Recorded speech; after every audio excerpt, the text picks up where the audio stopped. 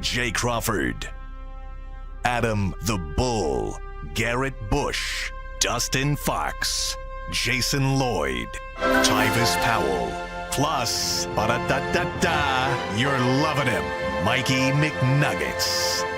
And so many big names, it would take me hours to say all of their names. The ultimate Cleveland sports show starts now. Booyah! Hey! One good thing about yesterday, I think we moved up one in the draft order. That's right. Yeah. That's right. We're now number 3, That's right. with the distinct possibility of moving up to number 2. Oh, it's going to happen. if I the think they gotta Browns- lose. You'd think it would. Yeah. If it's a lock if the Browns lose out. Yes. That they're number 2. At Correct. least. At least 2. I'm going to shock everybody. I don't think they're going to lose out.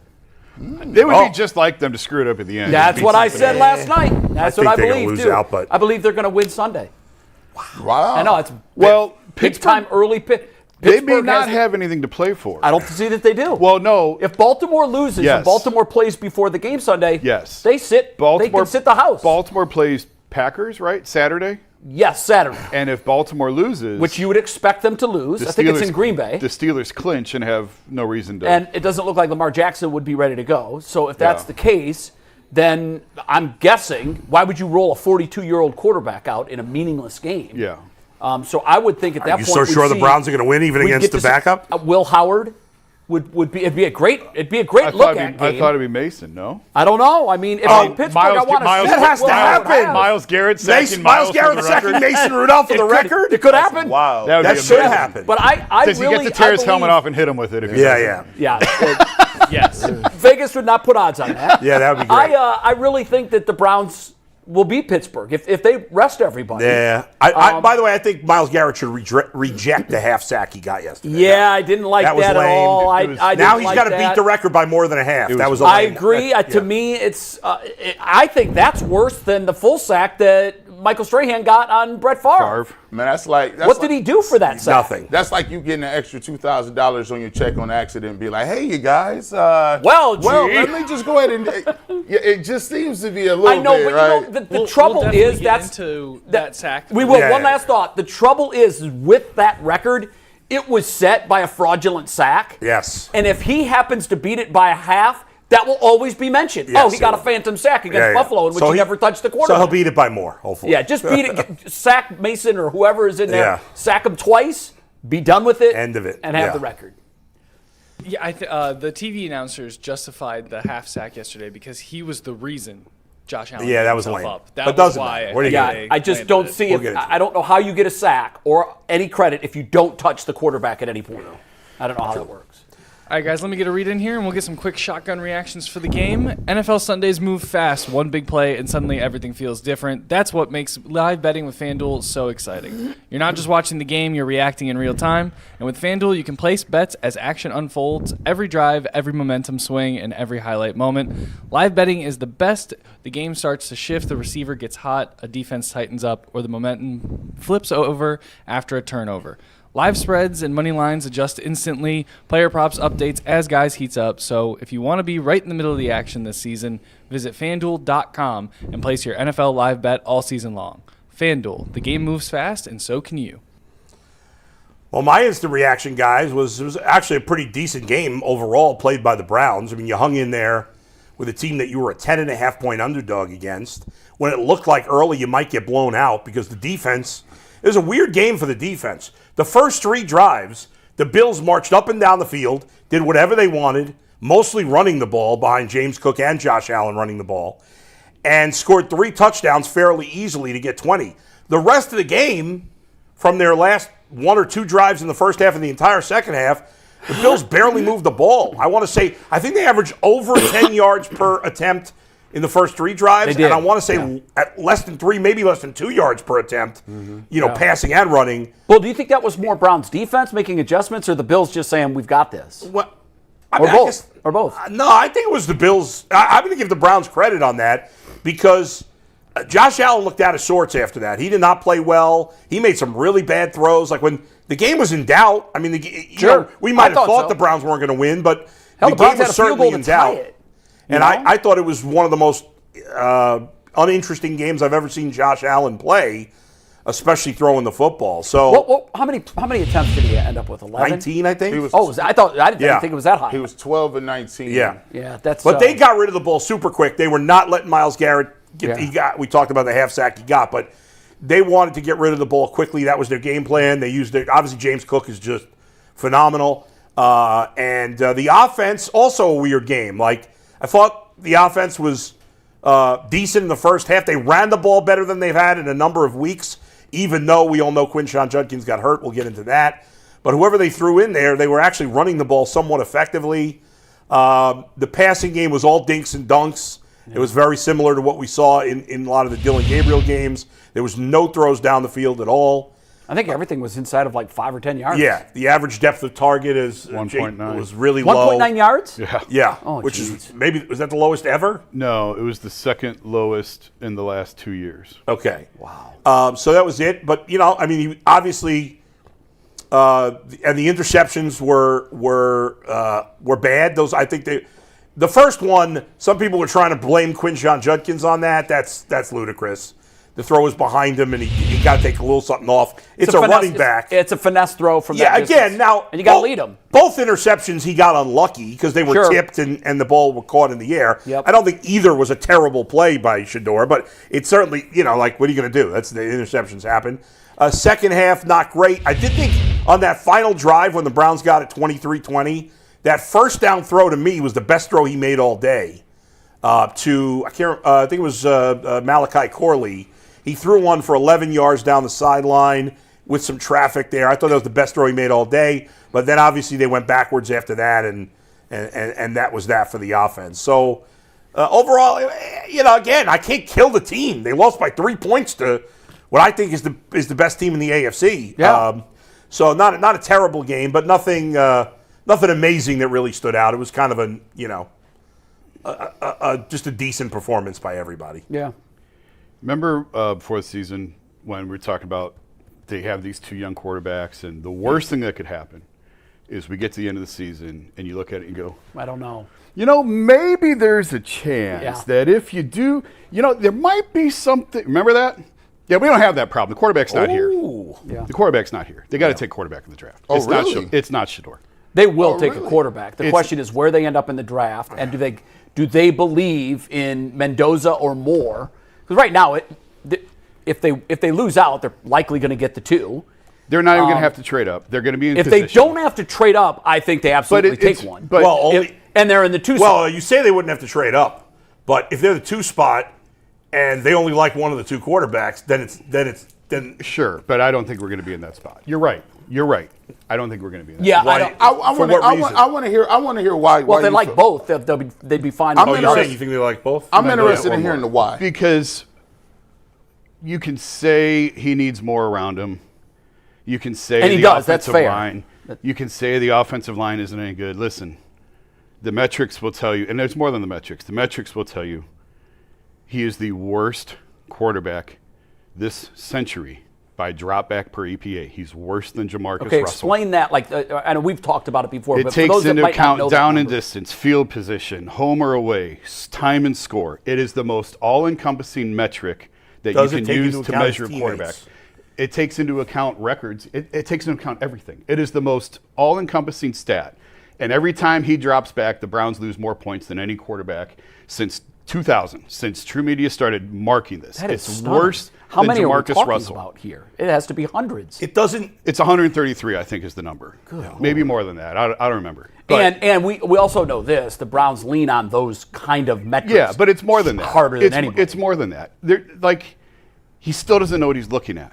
He still doesn't flip protections. He doesn't know when he's hot. This isn't me saying this. I'm not an NFL. I've never claimed to be an NFL coach. This is people in that building will tell me he still doesn't know how to flip protections. He doesn't know when he's hot. He doesn't know what he's looking at. He can only throw to wide open receivers. He doesn't make tight window throws. He doesn't throw guys open. This is not the answer. These last 2 weeks were the opportunity coming off the Titans game to show that he can be the guy against playoff contenders, and he has not lived up to it. This is not it. I heard This is the crazy thing.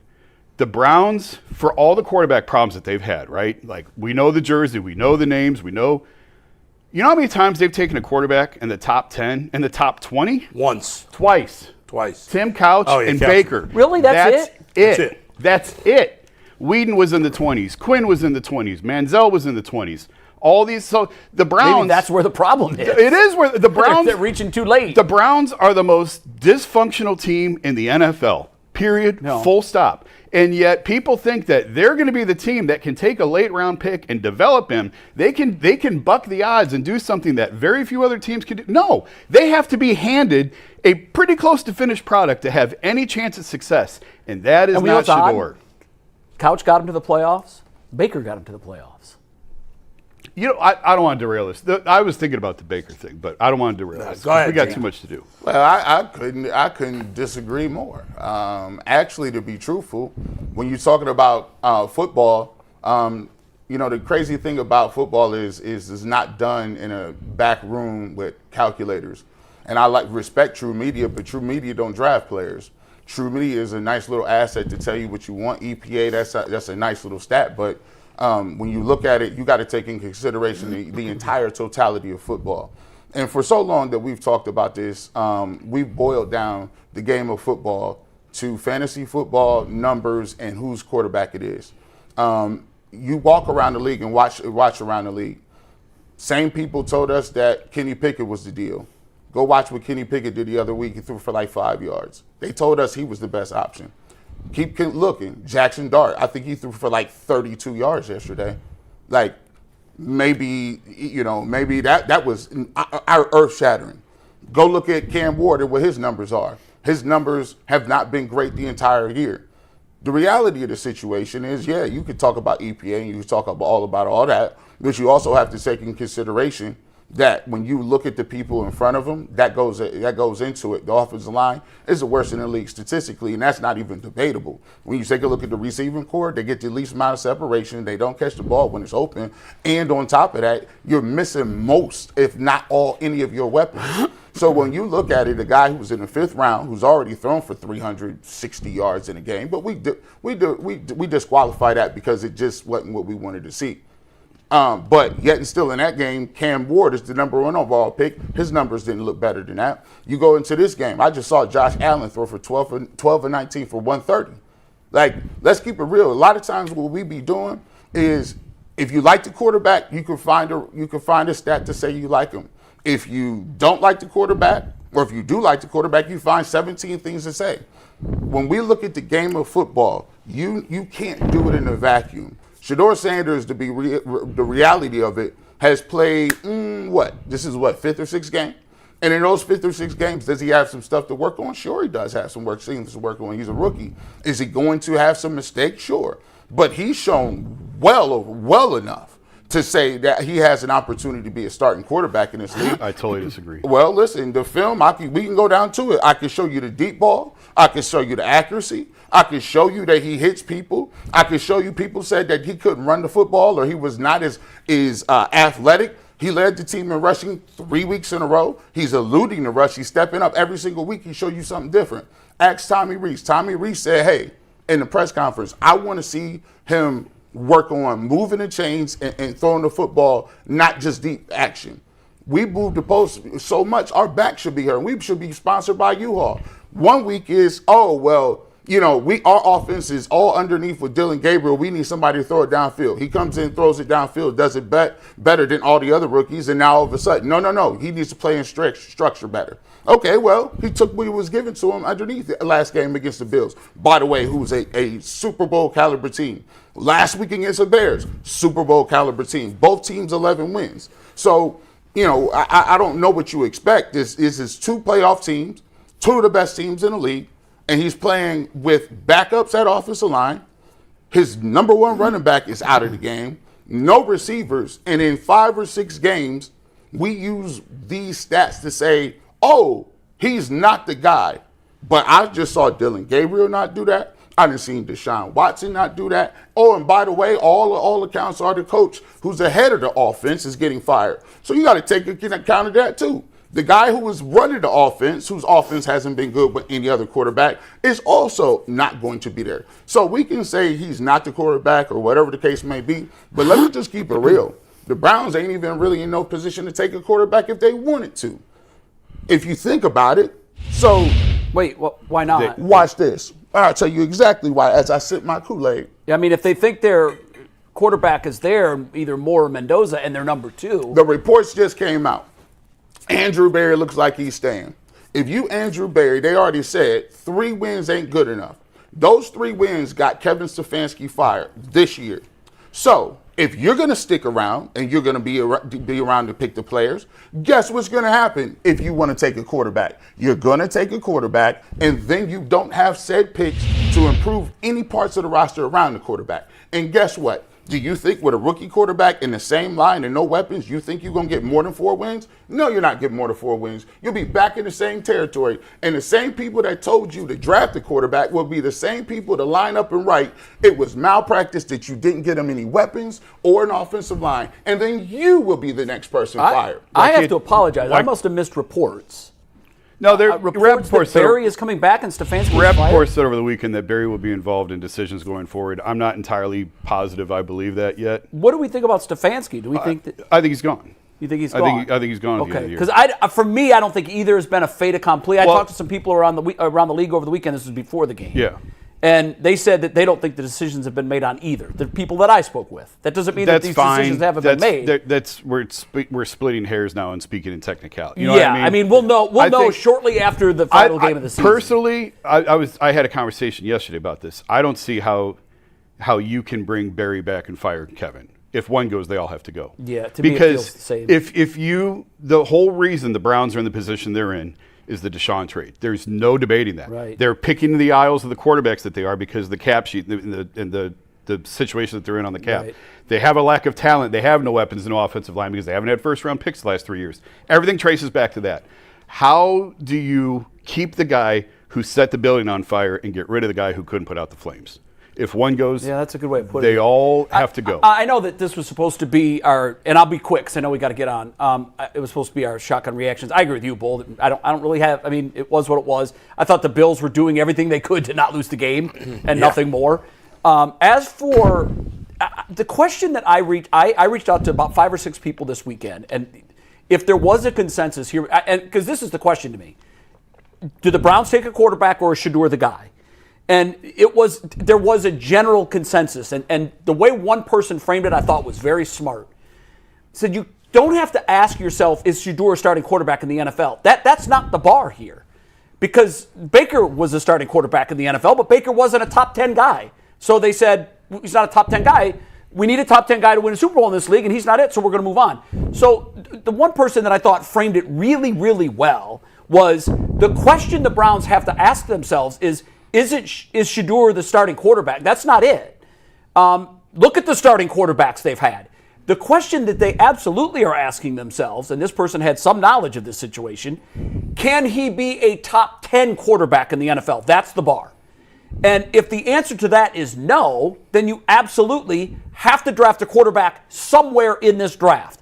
If they have the 2, I believe they use it on a quarterback. I believe that most of the scouts agree that Mendoza and Moore are the 2 most NFL-ready quarterbacks in this draft. If they believe that, that's what your point was, how do you not take them? If you don't think either of those 2 guys are it, then now you're in the position you were in last year. Absolutely. Then you punt it to next year.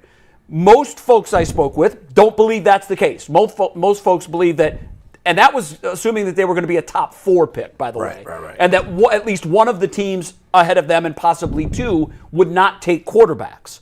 If the Giants and the Titans finish above them, they're not that drafting quarterbacks. But they could trade trades. Yeah. They could trade it. Yeah. So that's when everybody said, are you married to Mendoza or Moore, or do you want to date Mendoza and Moore?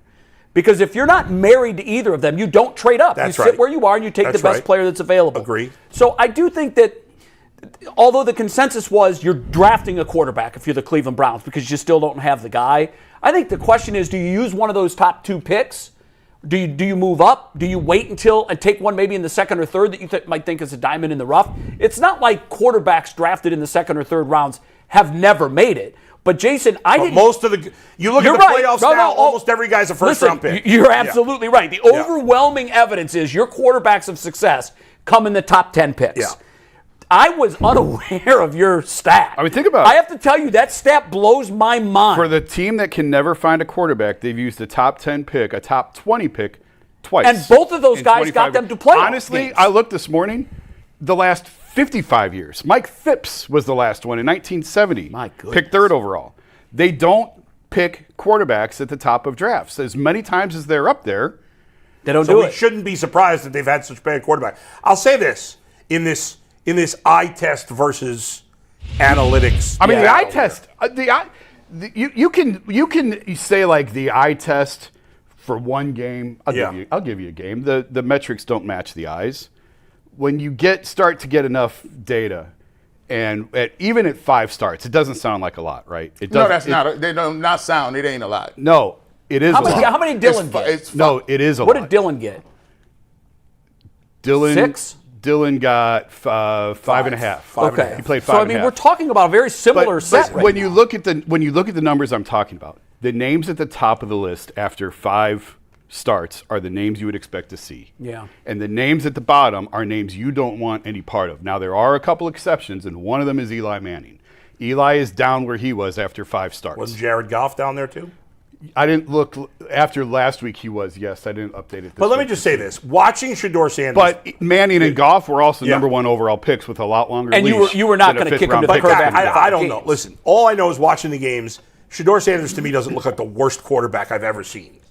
Does he look like the worst quarterback That's you've ever patently seen? false. I just As saw this- as this- patently false. Do I think he's the worst quarterback Yeah. I've ever seen? No. Yeah, I would Do agree the with that. He's numbers? not. I've I'm seen telling worse. you. I'm telling So- you. When you remove emotion from it, Yeah, and right. you look strictly at the numbers, I'm telling you what the numbers say. I'm just telling you what people watch. It ain't emotion.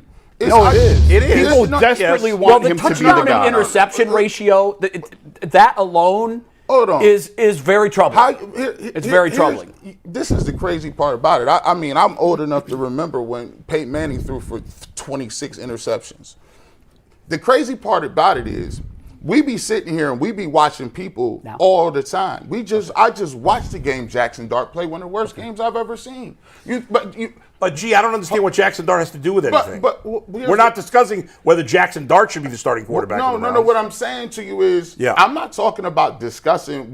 We look at EPA stats and numbers in a vacuum, and when I go down here and I look and I'm breaking it down, I say, okay, let's see what you did in a seam route against the cover 2, right? Oh, that's a great ball you Well, just gee, threw. I'll give you this. On individual throws, he has impressed me. On the deep balls in particular. But you can't just, if you cherry pick the best of all the quarterbacks in the league right now and put all of their highlights on a reel, everybody would watch that and say, oh, this dude's a player. We not- But you can't look at just the best. You have to look at the totality of the work. Here's what we're going to do. I like you to use totality. Let's look at the totality of the scheme you're in. Let's look at the totality of what you got around you, and let's look at exactly what you've been good at and what you're progressing at and what you need to work on. It's not that you take it into a vacuum. Oh my gosh, let's look at this number and say he's the worst quarterback ever. When you can sit here and see other quarterbacks struggle with things, other quarterbacks around the league. We live in this thing where All of them have deficiencies. everybody. I just saw Josh Allen. The question is, do your deficiencies outweigh your... I just saw Josh Allen miss multiple throws. Josh Allen didn't look crazy. But again, I don't. What is the point of that? G? But the point of it is, Yeah. we are sitting here and we do this. We sit here and we talk about what this guy is good at or what he does, and at every point, the goalposts move somehow. No, that's not true. That's not true. Okay, can I give you? Who's changed the goalpost here? Who here has changed the goalpost? Listen, we talk about the conversation. Well, in but general. you keep saying like we're changing the goalpost. The goalpost in the Yeah. beginning was could not play in structure. Right? Who said? I don't know. You keep saying right. Like I don't know. I don't know that I never said that. Again, you can't have a conversation if every time I'm mentioning something, you keep saying you didn't say it. I'm talking about the general consensus. If we're going to talk about people with general consensus and people bring up consensus, but then I say something about consensus, it's who said that? What I'm saying is the narrative around Shedeur Sanders was he could not play in structure and he was a one throw type guy, boom or bust deep, right? But guess what? He shows you on film The next week, he's able to come out here and throw the ball on time. The next week, we talk about running backwards. The next week, he shows he can step up in the pocket. Cosell talked about it. There's multiple. I'm not the only one to say it. Chase Daniels talks about it. Multiple quarterbacks talk about the progression. So my thing is, we can sit here and bring up a number that we looked up and said, hey, he's the worst quarterback of all time. But if you watching the game, nobody that plays the game of football, watch the game of football, or all the people that talk about it is not going to say that Shedeur Sanders is the worst quarterback they've ever seen. Well, That's what's your patently favorite false. quarterback? I think we've talked about this. What's your favorite quarterback number when you look at the numbers? Is it touchdown to pick ratio? No, not is at it all. Yards? Is it completion percentage? I don't. None of those. I know. I don't know and what that's it is. why this is such a difficult conversation because, and the EPA, I think we talked about this last week, the EPA is kind of a little like wins above replacement a little bit because you're being measured against your peers. Are you adding or detracting? I don't know more enough from about all your EPA, peers? but I'm assuming it's a better stat than any. Let of these Anthony get his read. He's been trying to get a read go for ahead, 5 Ant, minutes. get your read. But we got to stick with this topic. We're going are. to stick with Shedeur Yeah, here, I guys. think So we let me should. get my read in so that we can keep running on Shedeur's performance against the Bills. But car shopping should feel exciting, not confusing. And with Car Gurus, you get the confidence you deserve. They cut through all the noise so you can actually see the best deals on the cars you want, because when it comes to a big purchase, you deserve the best deal. And Car Gurus makes the whole process simple by giving you real information, real deal ratings, and more listings than anybody else, so you can shop the way you want. Car Gurus connects you with trusted dealerships for a transparent and hassle-free buying process. With over 4 million listings of most of the major online automotive marketplace, you'll always find the best deal. Shop the way you want with the tools, data, and unbiased deal ratings that make it easy. Buy or sell your car today at cargurus.com. That's CARGURUS.com. Cargurus.com. All right, guys, let it rip. Get into everything you want to with Shedeur's I performance do think in this game. on the EPA number as to whether or not it's valid, I think it's a fairly new stat that has really been highlighted recently because the quarterback position entails so much that it really is hard to judge them. That's why I asked what's your Right. favorite stat. Yeah. I asked 5 different people that last week. I got 4 different answers. Yeah, of course. Only one duplicated touchdown to interception ratio as the most important. I just don't see how that could be. Well, though. the other people said yardage. Other people said completion percentage. You don't even have to use EP. Like, there are no numbers around where Shedeur shines. They're not. Yards, you can give him yards. He had the 300-yard game against Tennessee. He leads the team in passing. You can give him yards. But if you dig down in any of the metrics, there are. What about deep ball accuracy? There are very That's few been numbers. There are very few numbers to support that he has played well. That's just the reality of it. You don't have to like it. You don't have to agree with it. You can say differently. That's what the numbers say. 4th downs, they are atrocious. They're atrocious. I think I had it there somewhere. My only concern, Jason, and I tend to lean, even though I don't know them as well, I tend to lean towards the analytics and stats like EPA being more meaningful than traditional stats. 4th downs, they lose 3.3 yards per play. But Jason, here's what I Lose? don't understand. Yes. Is the team, how much is the quality of the talent around you factored into that? Do you know? As the quarterback, you're supposed to elevate the talent around you. I know that, but there's just so much you can do. You know what I'm saying? I mean, this is ridiculous. And again, but it's not. It's ridiculous because everybody who knows and has ever seen the game of football understands it is a team game. Then why do people all over that building shake their head and say, no, he's not the guy? Well, listen, why? There's a lot of people in that building that ain't going to be here coming the end of the week. All right, find me people in the NFL who think he's the guy. That's the point. Listen, the same way that we talk about it, we can sit here and talk about this. And let me give you this about how many people in the building was saying something. When was the people in the building right? People have been writing stuff about the building all year. They told us Dylan Gabriel was the dude. They told us Flacco was the answer. They told us Kenny Pickett was the dude. And why did you trade Kenny? They've been telling y'all stuff every single day, and they ain't been right about not one of it. Can we all agree with that? They said, hey, look, Kevin's offense is ready to go. Then he gave the playbook over 2 years in a row. So the people that y'all been telling y'all stuff, they ain't been hitting on no lottery tickets. It's a bad football team. There we go. You just said it. It's a bad football team, and a rookie quarterback in his 5th start cannot elevate a bad football team. Why not? You're going to elevate the worst line in the game? He holds the ball longer than almost any. Yesterday was his best game at getting the ball out. So he did great at getting the ball out because everything was quick. Let's go to the PFF. Let's go. If we want to use stats, you would agree that the Browns have the worst offensive line in the league, right? I'm not arguing that they don't have a bad line. He's had plenty of opportunities to get the ball out, and he doesn't do it. So can we? He has the rush coming right at him, and he doesn't get the ball out. Is that a pre-snap thing? Part of it is. Because this was, again, before the game, someone told me Saturday, after they broke down a lot of his tape, that one of the areas that he thinks the Browns coaching staff needs to focus on with him is pre-snap read and making sure he picks up who's coming and who isn't. Their quote, not mine, he hasn't been good at that. He doesn't know when he's hot, is how it's been described. Well, that essentially was what that answer was. He doesn't like flipping protections, but that doesn't necessarily mean anything because Flacco didn't flip protections either when he was here, but Joe knew when he was hot. Yeah. Shedeur hasn't figured that out. And Joe been in the league how many years? 30? But he knew when he was hot. He knew where it was coming from. Here's what I'm going to say. Everybody be breaking it down. Somebody give me some KT Livingston breakdown.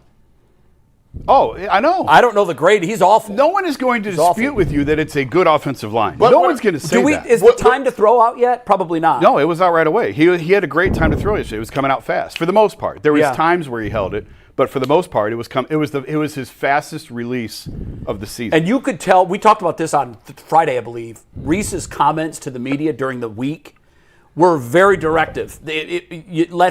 I had said before the game, everything's going to be quick, very short passes. He's not going to throw the ball downfield. Reese told us as much. Reese said, we need to work on that out of your hand, short stuff, and that's what he did. I mean, his ADOT was less than a yard most of the game, but a lot of that was also the way that the Bills defend. That's sort of how they make you play. Yeah. So I'm not killing him for that. I haven't knocked him for that. And I thought in that parameter, he did a good job of getting the ball out of his hand and getting it to receivers. He had a high completion percentage. In the first half, for the most part, they stayed on schedule, in part because of the short, quick passing game. Right. And they were able to run the ball more effectively than they have. He barely threw the ball in the second half. The offense didn't have the ball. Well, they found a run game. You had two opportunities at the end of the game to go win the game. You had two possessions at the end of the game to go win the game, and they lost 16 yards. And got to have at moments. Here's what I'll give you with this, so we can get the overall critique. Every time I be breaking down film, I tell people, hey, in those certain circumstances, when he was running, and well, first of all, Russo just destroyed. Right? That's a whole other thing. But understand this: I do think that is on a quarterback that you have to have a timing, a mechanism to say, okay, here's the play. I know I ain't going to get no time on this. They may be bringing somebody, and I need to get this football off, and I can't get sacked on a fourth down. I talked about that in a post-game show, and I talked about that multiple times in other games. There are times where I'm like, okay, let's see if you can go ahead and get to where you need to go. Give yourself an opportunity. I think when that play, Jerry Jeudy was coming open, he was kind of blanketed a little bit, but I need you to get that off to him a little bit. There's a lot of different things that I think he needs to work on. He's not a perfect prospect by any stretch of the imagination.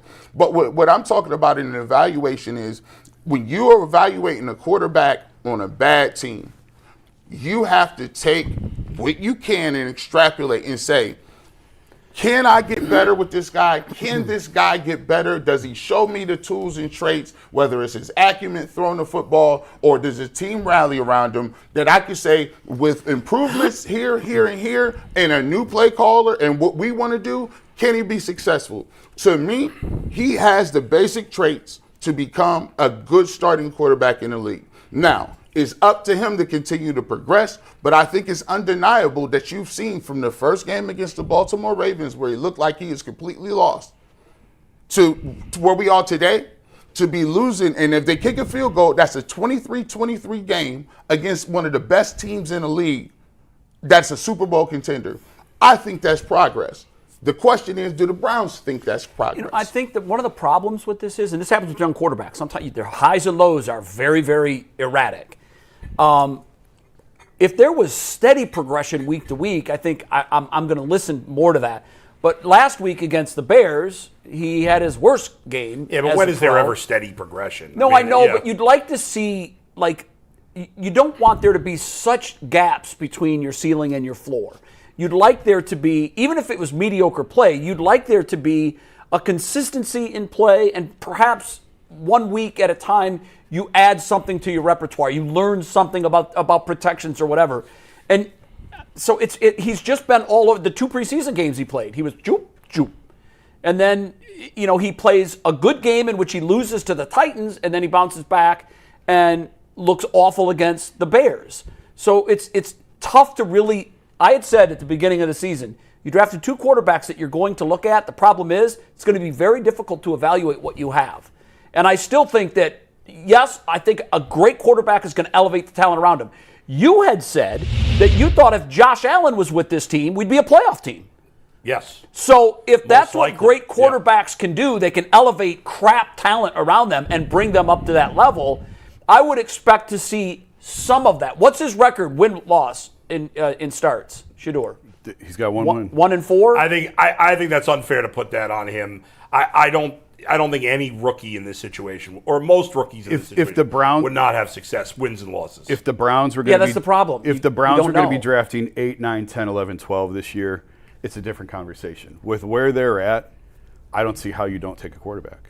And they're I don't see 3 how you currently, don't. but the Raiders and Giants play We one have another, 25 years of history of trying to do it the hard way, and they haven't been able to do it. Actually, to be truthful, that's a jarring stat. I'm gonna be honest with you. As I look at this roster, and we'll get to Quinshon Judkins here in a second. To me, even with that injury, that puts you further behind the 8 ball. Because, the people say, oh, he'll be back in time. Listen, let me just tell you about injuries. I know a couple things about him. He got injured at the end of the year. He has to go through rehab. He has to get through everything. Save that because we're going to talk about Judkins. But real quick, Yeah. But let me finish this. Yeah. So you got Judkins. He's missing. So now what you're asking is if you potentially want to go get a quarterback, you're going to get a quarterback, and the roster around the quarterback with the picks you have will be worse than the roster that people are struggling in today. Why would it be worse? So one of your assets that you're going to take that you could get a lineman or receiver will be used on a quarterback. Right. Quinshon Judkins, we do not know if he's going to even be ready for camp or if you're going to be able to lean on him. Right, but you'll have 2 other picks in the top 35. So you'll have 2 other picks in the top 35. Yeah. But guess what? We've done this year. We used 2 picks on quarterbacks this year where we could have used them linemen. So now we're going to go again and get another quarterback when we could be using that as a premium position to help now. There is no more premium position than quarterback, and you can't equate taking a quarterback in the 3rd and the 5th round to taking a quarterback 2 overall. There's no reason you can't take a quarterback and address the other needs if you don't need to bundle those other picks to move up because you're already going to be You're there. not going to fill every need in one offseason. Of course but not. you weren't going to do that anyway, even if you drafted a wide receiver. It's a different that's why I said if you're at 8, 9, 10, 11 and you have to bundle all of these picks to move up to take a that's a quarterback, no-brainer. You don't but do when it. you're already there and you can still keep the other assets to address the other needs that we all agree on are there, it's a no-brainer to me. They have to take a quarterback. If you're at 1 or 2, you have to take a quarterback. I feel more and more like they will.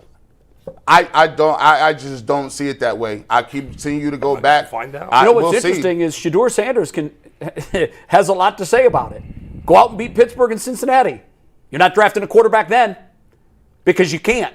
Because you're not 3rd in the order anymore. Right. Then you do have to have the conversation of is it worth bundling these assets? Right. And if you believe in those quarterbacks, by then the way, do it. The answer is yes. But if you don't believe that either of those, if you're not sure, you definitely don't reach. now we're don't having reach. the same conversations that we had last year. Yeah. When you had the 2nd pick and a 1 quarterback. I think it's going to be fascinating. It's going to be obviously a topic of conversation. We almost have to root for Baltimore on Saturday to win. So Pittsburgh has to play their starters. I'm so the game you is say meaningful. you want the Browns to lose. I am so sick of having, at this point, yeah. But at this point, that's what I was going to say. I'm what so does a win sick do for of you? watching draft orders in December rather than playoff standings. Listen, I'm so tired of it. I am too. I mean, it's been my whole life. And if you keep resetting it and you keep resetting it and you don't get no pieces and parts and we run around here talk about quarterback every single year, we have to address the things we need to get done up front and receivers and playmakers, or you're going to have another person. You can still address those things. But here's what I'm saying. You do agree we are not naive to understand that the best talent is at the top of the draft. Right, of course. And that's usually and you know what? The Browns had a terrific offensive line with Joe Thomas and Joel Bitonio and Alex Mack if he was here. Whoever, and whatever. a great running back. Wyatt Teller. What did it get them? Because they didn't have the quarterback. Let's do this. Want to do grades, Ant? and then move on? Is that what you said? I want to go around and get everybody's final grades on this performance for Shedeur before we move on. Bull, you want to start? B-. C-. B-. C- as well. I think the thing that, and I think it was playing within structure. He played the game plan that they asked him to play, which is a little bit restrictive. Yeah. But when the ball is snapped, there's creativity and liberty that the quarterback has to make a different play other than what was called. And he just didn't do that.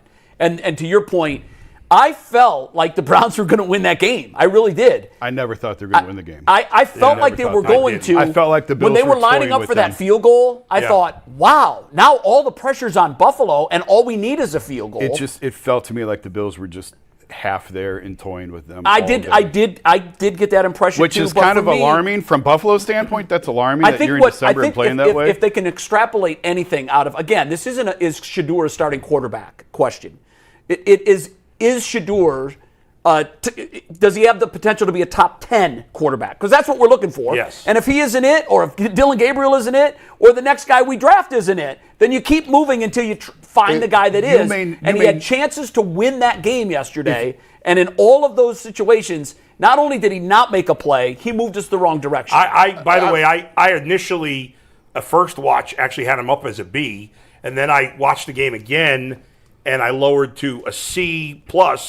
And then I eventually ended up on a B- because I thought he was very effective running the ball. He was. He was really effective running the ball. So much better runner than anyone so that's thought. how I ended up in a B-. I like his escapability, knowing when to run. If you said C+, I wouldn't be mad at you. I mean, I said this, but I just think this needs to be taken into account.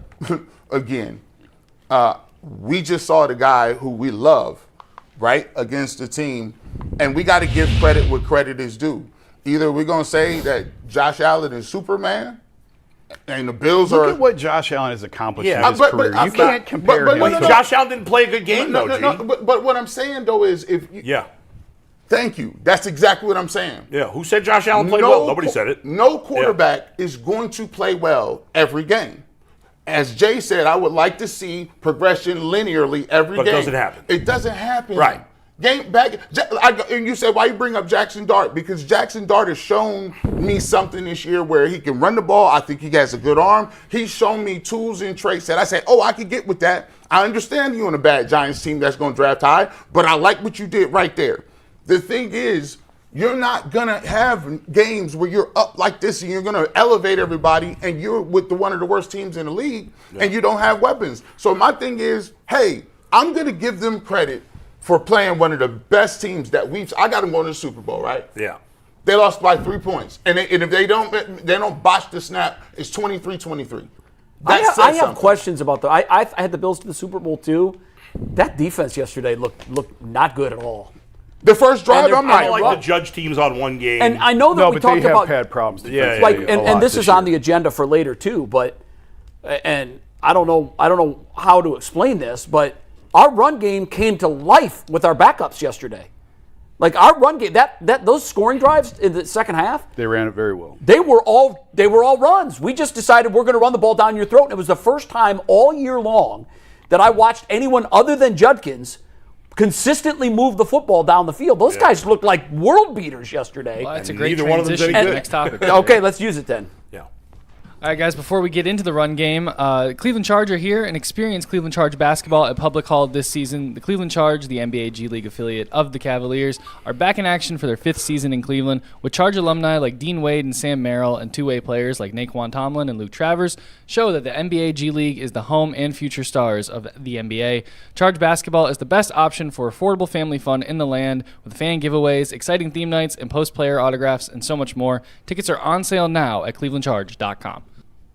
So, we know Quinshon got hurt. Let's talk about the running game and what his injury means for the rest of the season in these last 2 games. Has there been any update yet on his timeline? Have we seen that? I reached out last night. I asked a guy who's used to be a trainer with the team. Yeah. Broken bone. I think if there was, and I don't even know yet if there was any torn ligaments. We haven't heard that. Yeah, supposedly they were looking at his knee today. Yeah, now we'll find out after MRIs. But if it is just the broken bone, and I say just as if it's nothing, it's not. Dislocated ankle. Well, fracture ankle. The worst case scenario, as G knows, as I know, is an ACL. Yeah. And it was not, as far as we know, it was not an ACL. Now, that might come on later today. We might find out that they did an MRI and he tore an ACL, MCL, PCL, LCL. Any of those would be bad. Yeah. But the former trainer that I talked to told me that the timeline for him should be back on the field either at the start or early next year. And that includes the ankle?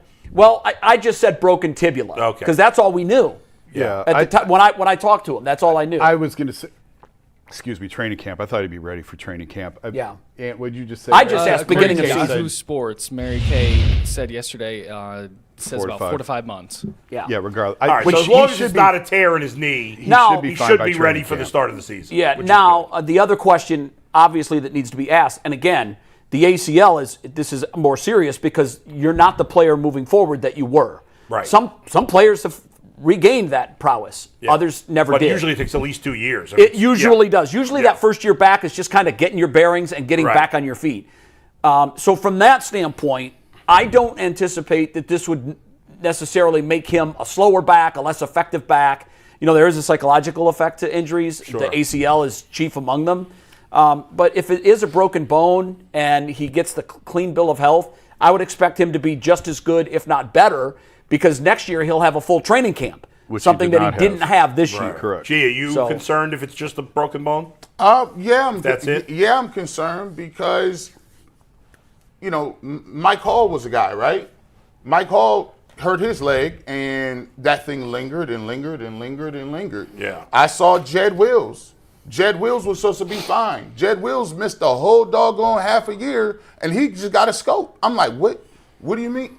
So how I look at it, and just going by the way that this game is you don't ever know how these people are going to react to injury. Sometimes, we kind of act like people are toy soldiers, and they give you the 4 or 5 months, and we expect you to be back on the field. Right. We didn't see Deshaun Watson. Remember, he was supposed to be ready to go, and he kept having issues with his shoulder.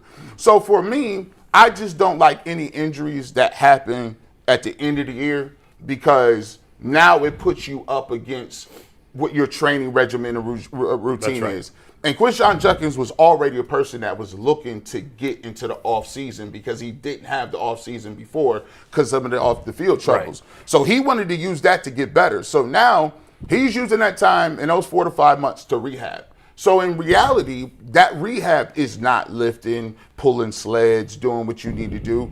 And so it's unfortunate. For all the rookies, my hope for them was getting those guys the experience they need, getting them out of the season, and making sure that they were healthy so that they can add and stack to what they were doing. And I just to have one of these injuries in December is always a little tricky for me. But hopefully he comes back, crisp and ready to go. But that's just another playmaker that you're counting on. That now it ain't a question mark. He'll be long-term viability, but it is a question mark in terms of, hey, do you have the running game you want? I think it's a position they're now going to have to, at some point, free agency later in the draft, consider next year that they might not have had to. I don't know. Well, if it ends up being knee involved, Well, they yeah, said they well, would look at his knee. that changes everything. That changes everything. Know by now. You think Yeah, so? there is a preliminary test. I would think. But he's off season. He's definitely not going to be saying. Listen, doctors know on the field if it's torn or not. They may not. Well, they may not say it until the test They come in. do, Jay, but they know right away. I think there's one caveat to that because this is what the trainer told me yesterday because I asked this question. Every time I've torn my ACL, they've done the tug test, which they isolate the lower half of your leg and they pull. And they can tell whether or not there's resistance. The resistance would come from the ACL. Yeah. Every single time that it was done, I was pretty much told before the MRI, you go get the MRI, it's torn.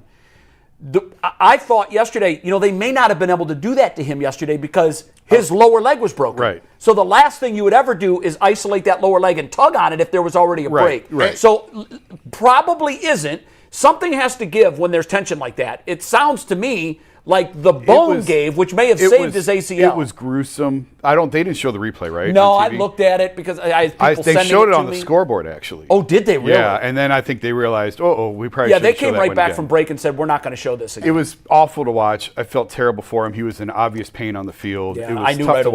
watch. Bones, to your guys' point, Bones are a lot better than ligaments. Much. And I tend to think he's going to be fine. I Yes. think so too. But it's still not a normal off season for him either way. No, it's not. But gee, worst case is 5 months. He's back in May. But that's a general assumption. Yes. Like It is. Yeah. It is. It's a framework. Right, yeah. It's also 4 to 5 months. That could mean he's back in April or March. I look at injuries. I look at injuries completely different. I look at them as, especially when you talk about football. I ain't seen JOK since he got hit. Well, necks are different. Okay. Yeah, necks are much That's different. a neck. David Bell. We ain't seen David Bell. He had to retire. Bye-bye. Yeah. Jed Wills. He inexplicably he couldn't get because he had a knee and that was a scope. So my thing is Charles Bentley, I get it. The hope is, and I pray that everything is good. But when you get injured, it's important to remember that when you are rehabbing, you're rehabbing back to get the baseline. You're rehabbing to get back to be able to run and walk and do things. Mike Hall Jr. will probably tell you right now, yeah, it's been a year since my surgery, but Mike Hall isn't the same player. The explosiveness isn't there. And you're going to have to babysit to make sure that there is no inflammation and that you don't miss some days in practice. By the way, they're going to have him on a pitch count in preseason, in training camp. He's going to have days off. He's not going to be in there. So, yes, he may be okay, but as him as a player, we can't count on the fact that he's going to be Quinshon Judkins, the one we knew day one starting next year. This was part 2 of this topic, and this is what I'm really fascinated to hear your guys' answer on. Why did our running game come to life with Williams and Sanders in there? What was different? I thought they ran the ball okay in the first half. Do you have Judkins' stat line? It wasn't good. I've got it. It wasn't good. However, they had a 40-yard carry that was taken away because of a hold by Luke Whipple. It was a blatant Well, it was a hold. hold. it was a hold. The 40 yards was the result of the hold, though. Quinshon had 22 yards on 8 carries. Yeah, okay, guys, and I mean, I even hate saying this about the young man this morning, particularly because he's hurt. But if you look at his last 4 games, it is head-scratchingly bad.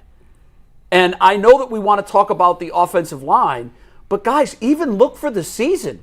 He's averaging 2.7 yards per carry. That gets guys released. And I still think that there's probably something there. I love him as a goal line back. But when you look at his last 4 or 5 games, he's been averaging, I think one game he had under 2 yards a carry. And then when the backups came in yesterday, I don't know what their yards per carry was. Raheem Sanders had 11 carries for 42 yards, which is okay. Well, it's double what he's got. I hear you. It's still just okay. I mean, I was just trying. I'm looking for an answer. Williams only had 3 carries, but he had 17 yards. Yeah, what I'm saying is, and I don't know what the answer is. I'm posing a question, and I'm not trying to answer the question with the question. What I'm saying is, what was different with Raheem Sanders? I mean, it's only 3.8. Yeah, I mean. No, I know, but it's double what our guy was getting. Right. It's honestly, I mean, the end arounds with Malachi Corley were effective. Shedeur running the ball was effective, so that inflates the numbers. I think they ran it okay with the other guys. I don't know that it was anything extraordinary. It wasn't extraordinary, but it was by the eye test, it was better. I'm like, oh wow, we're able to run the ball all of a sudden. I'll give you a stat. We had a drive that was almost all running plays. I'll give you a stat. Nathan Zagura said this. I think he was talking about with Ken and Lyman. This was before the game against the Bills. He said Quinshon Judkins had 43 yards. 43 yards all year, right? Before contact. Yeah, we've talked about that. That's 43. Now James Cook had 450 plus yards of rushing yards prior to getting touched. Was that yesterday or all year? That was that. I mean, it's even better. It's even worse now.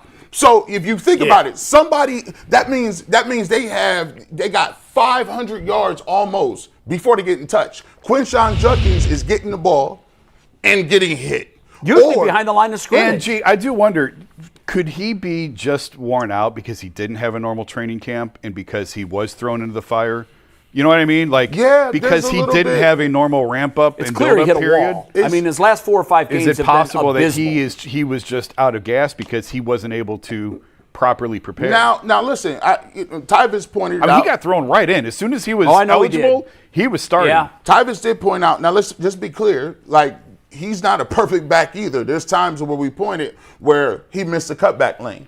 Right? Yeah. He missed some opportunities to cut the football back, or he had an opportunity to stay on track, and the play was there. They had the block on the outside. His landmark was supposed to be the outside shoulder to guard, but he just kept it front side. So those are all things that account for it. But when you have an offensive line, right, and I just bring up the Bills.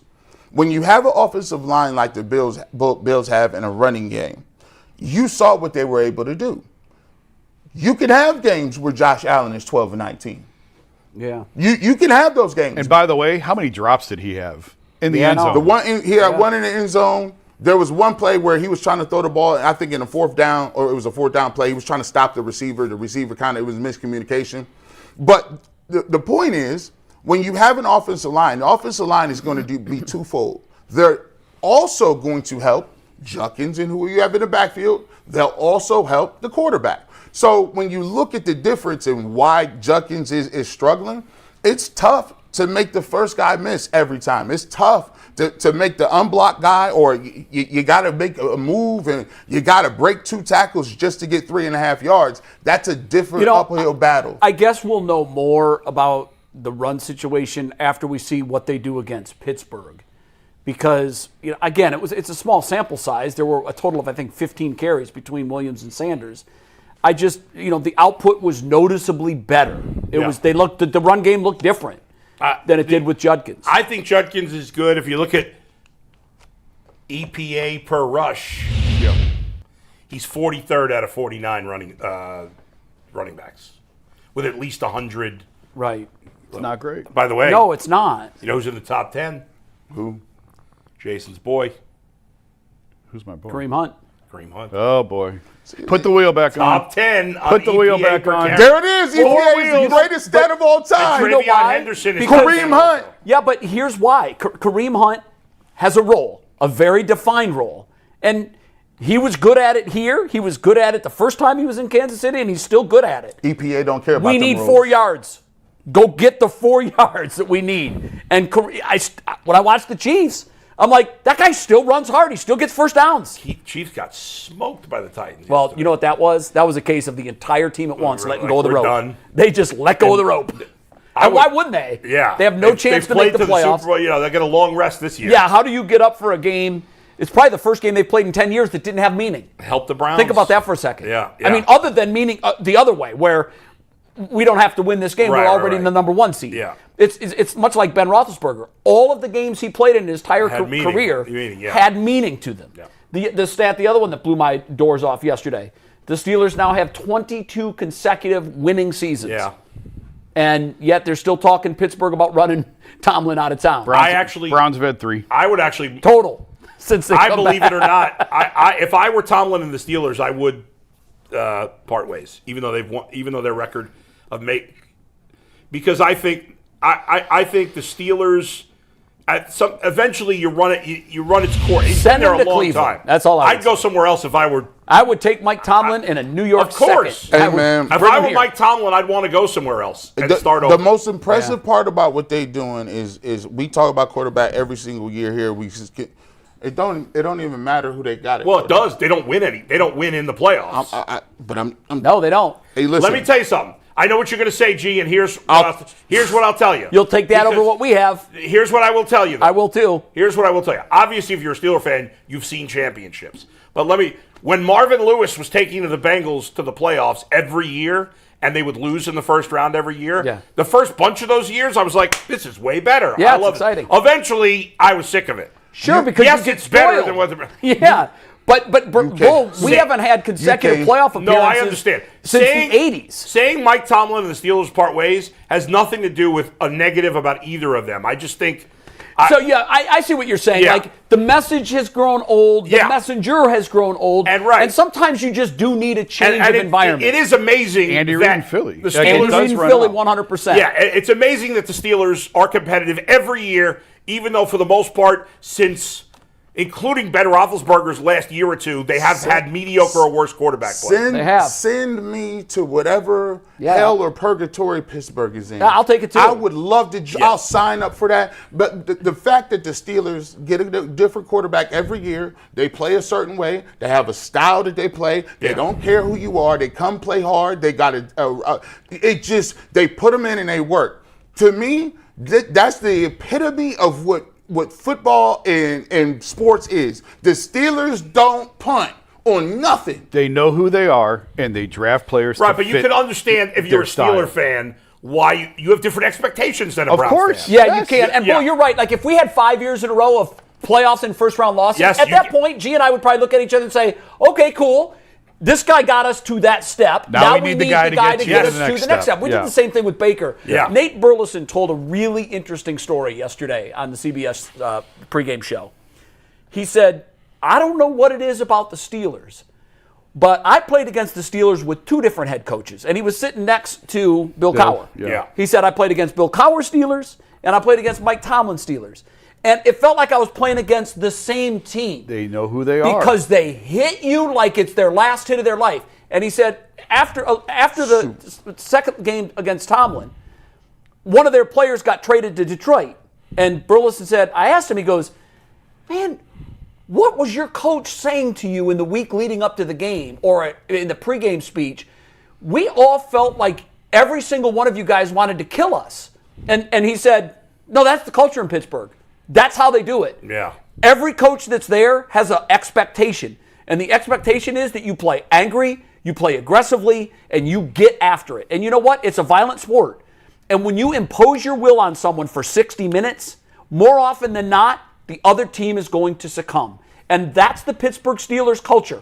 They beat the hell out of you. I watched Jack Sawyer yesterday. Jack Sawyer filling in for a difficult spot. You know, TJ's out. Mm-hmm. Jack Sawyer made plays yesterday. Like, I expected he would be a good player, but I'm like, here they go again, coming to Columbus and finding a guy and making him better than I thought he was going to be in the NFL. I was talking to a Bills staffer yesterday prior to the game and down by their locker room. And we were talking just about the Browns and what a disaster of a season it's been and how people get swept out. And he just kind of shrugged. He was like, everybody knows it's a bleep show. It's a bleep show here. Like, one win in Cleveland is worth 3 in the NFL. It's like dog years.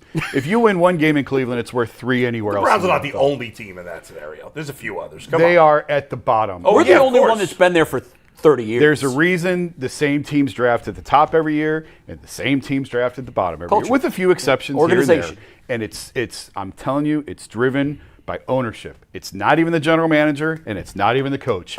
It is driven by ownership. Ownership sets the culture of who we are. Who are we going to be? Because I was having this conversation. I agree. A couple years ago. If you allow the general manager to set your identity and set your identity and your culture is going to change every 4, 5, 6, 7, 8 years, whatever it is. It has to be set by ownership. I couldn't agree more. What do we stand for? What are our values? What will we tolerate? What will we not tolerate?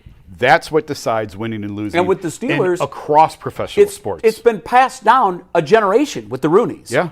But that mentality has not changed. If you go back and you look at Chuck Noll's teams, and then you look at Bill Cowher's teams, and you look at Mike Tomlin, first of all, that alone, the fact that they've had 3 coaches in my lifetime, 3, and they all won Super Bowls, that drives your point home absolutely. It is the top of the iceberg. Yeah. And if the head is rotten, the whole thing's going to stink. And but they've if had the head many is years, not, believe it or not, like the 80s, the Steelers were terrible in the awful. 80s. They had bad Brister. stretches, but Mark Malone. But you know what they've done the last 30 years pretty effectively? They've avoided the bottom end of the talent pool. This league is designed for teams to go like this. Yeah. Top, mid, bottom, mid, top. Mid, And they bottom, kind top. of go like this. They go like this. Yep. They just bounce around the top. Jay, And what year were you born? 1965. Technically, the Steelers have had 5 coaches in your lifetime. Well, what year did They've had 3 in my lifetime. But Noel came in 70? 69. Okay, 69. Right. So, well, here's the I'm busting thing. your chops. I didn't watch it down to football until I was 5. The So. Steelers have had 3 coaches since 1969. Bull, it blows That's your mind. insane. We've had 3 in a season. Like, what the hell? And it's what I've always said about the culture. Yeah. And how I do believe Kevin Stefanski is a good seed in bad soil. If the soil is bad, I'm gonna channel my inner Martha. What's the Martha Stewart? Yeah. Martha Stewart does this commercial on TV about soil, and it's fascinating. She goes, "I don't care what you put in this. This is bad dirt, and it's not going to grow. So you need to buy this kind of soil, filled with nutrients, and it's going to energize whatever you put in this ground, and it's going to flourish. The culture is the soil, and the soil is determined, and the culture is determined from the ownership. And the owner's rotten. Even look at Kraft. How long did Kraft stay at the bottom of the talent pool? Not very long. He got the quarterback and the coach right. So guess where they're going to live for the next decade? Because he was not going to tolerate anything but the best. When I worked for the Patriots for an entire playoff season. They had a network. It was called the Not Done Yet Network. Yeah. And we did 24/7 programming. And I had a chance I was in the Patriots organization. I got to see it all. And I have to tell you, I was fascinated. I used to talk to, she was there, actually, she was their head of legal, but she worked with communication, so I worked with her a lot. And I was picking her brain constantly about, why is this organization so good? What do they do? And then I got to meet Mr. Kraft, and I got to see him operate.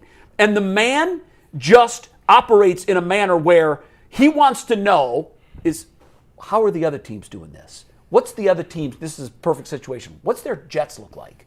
What are their travel? We travel in class style. Well, the best one is Philly, and they have that. I want one better. What brothels are their owners going to? I want. Boy. Well, what I learned though was, and she told me this. She said, if there's an opening for a third-tier trainer, he goes out and he finds the best trainer, and he brings him in. Yeah. And that's how you win. That's how you stay on top. And what he's done again is Bill is gone, Tom is gone.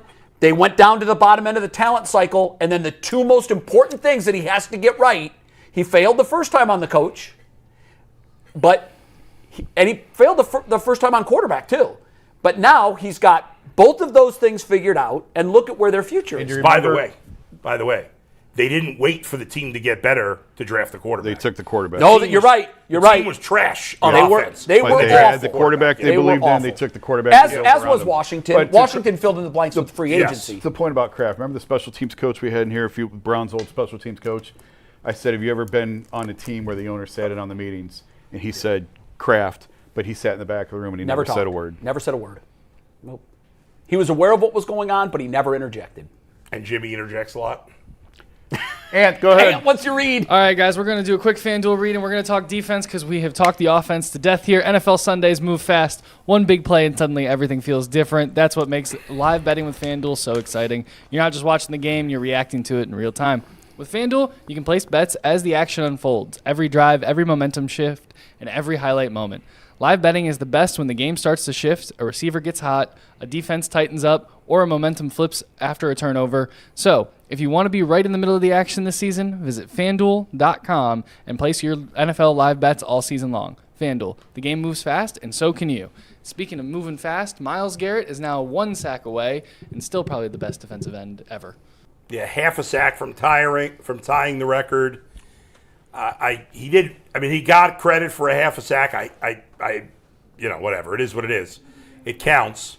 I'm hoping he breaks the record by more than a half. I think he will. But obviously it's slowed down, guys, because we've seen the last couple of weeks teams are making a point to get rid of the ball quickly to avoid being killed by Myles Garrett. The Bills had a run-heavy offense. That was the game plan. Josh Allen only threw the ball 19 times. And I would say 3/4 of his 19 throws was like, snap it, throw it. I mean, he even, when he referred to Myles after the game, he said game wrecker. Well, on the play in question, Myles said, Josh saw him and his eyes got real big when he figured out who it was. Yeah. And he basically tripped over his own feet. So Yeah. there are not many players in the NFL Yeah. who would make a quarterback go like this and then trip over his own feet at the goal line. Yeah, 95. Especially that quarterback. 95 is one of them. especially I think, that quarterback. You That's know a great what? That point. was like a legacy sack. That was like, you just got to give him credit because Josh knew he was there and, Yeah. and he forced him to fall on his own. Yeah. I will say, clearly the defense, like, I think they played a decent game yesterday. The first 3 drives, terrible, and it was like terrible for 3 drives, fantastic the rest of the way. Overall, I'd say they were fine. But clearly we've seen these last 3 weeks, this is not the same defense. And you've only lost one guy, Malik Collins. No, Denzel's out too. Denzel didn't play this And I week. think Denzel, I don't think we give him enough credit. Right, but that wasn't a huge factor in this game because No. it was all the running. I mean, that was a big part of it. I get that, but Denzel changes the game. Right, but He takes your best receiver out of the mix. Counterpoint to that, Bull, they went to the right side almost every Yes, they play. did. Because there was They no were- Denzel, they- and they just ran away from Myles. That's the whole right. game. They were running him to the right, and he's Yeah. pretty effective throwing that way. I'm surprised that the Browns didn't counter and just put Myles to the right. I just think these last few weeks are I'm like, how good is Mason Graham? Like, Yeah. is he that? We counted him as a definitive win. Yeah.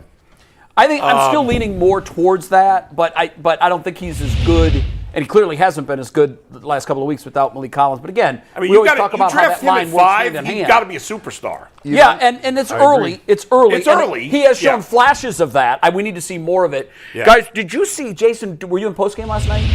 I was in the locker room, yeah. Oh no, in the podium, somebody asked Myles a question, and I really wish he would have answered it because I thought it was an interesting question. He's been asked a lot about records, and Yeah, he got pissed about the question. we said next question. The question Yeah. was, you've said before that records don't mean anything to you. The Hall of Fame doesn't matter. yeah. You want to win. win, right, yeah. What are your thoughts about being on a 3-12 buddy team? Shedeur, I think. And you I- could it see was the Shedeur, temperature yeah. raising. He was like, I think he probably was in his best interest not to answer because he probably would have gone off. You could see he didn't like the question, and then he smoothly said, next question. The reason I think that's a fair question is because Myles was asked in the pregame interview, which now all of a sudden players agree and teams allow. I'm sure it's part of the access that the networks want. It's all the money. And it drives me nuts. These in-game interviews with coaches, I can't stand. Yeah, they're a waste of I time can't for the most stand when a player who is going through his pregame ritual and is Yeah. getting into a mindset has to stop and talk to a reporter before the game. I just don't like it. You've got access to these guys all week long, or at least partially. Right.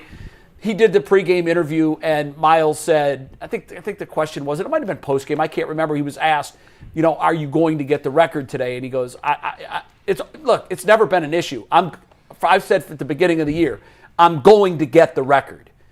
And to me, that means that he does care about records. We saw he talked about how much the NFL Defensive Player of the Year meant to him. And how Everybody cares about records. Yeah, but don't then tell me you don't.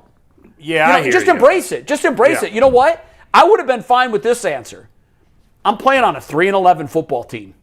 We're not going anywhere. I've got a chance for all-time immortality. You could never say that. You would never say that. people would But- get him for that. He would get destroyed for What that. he said was, I'm getting the record. That's never been a question. I said at the beginning of the year, I'm getting the record.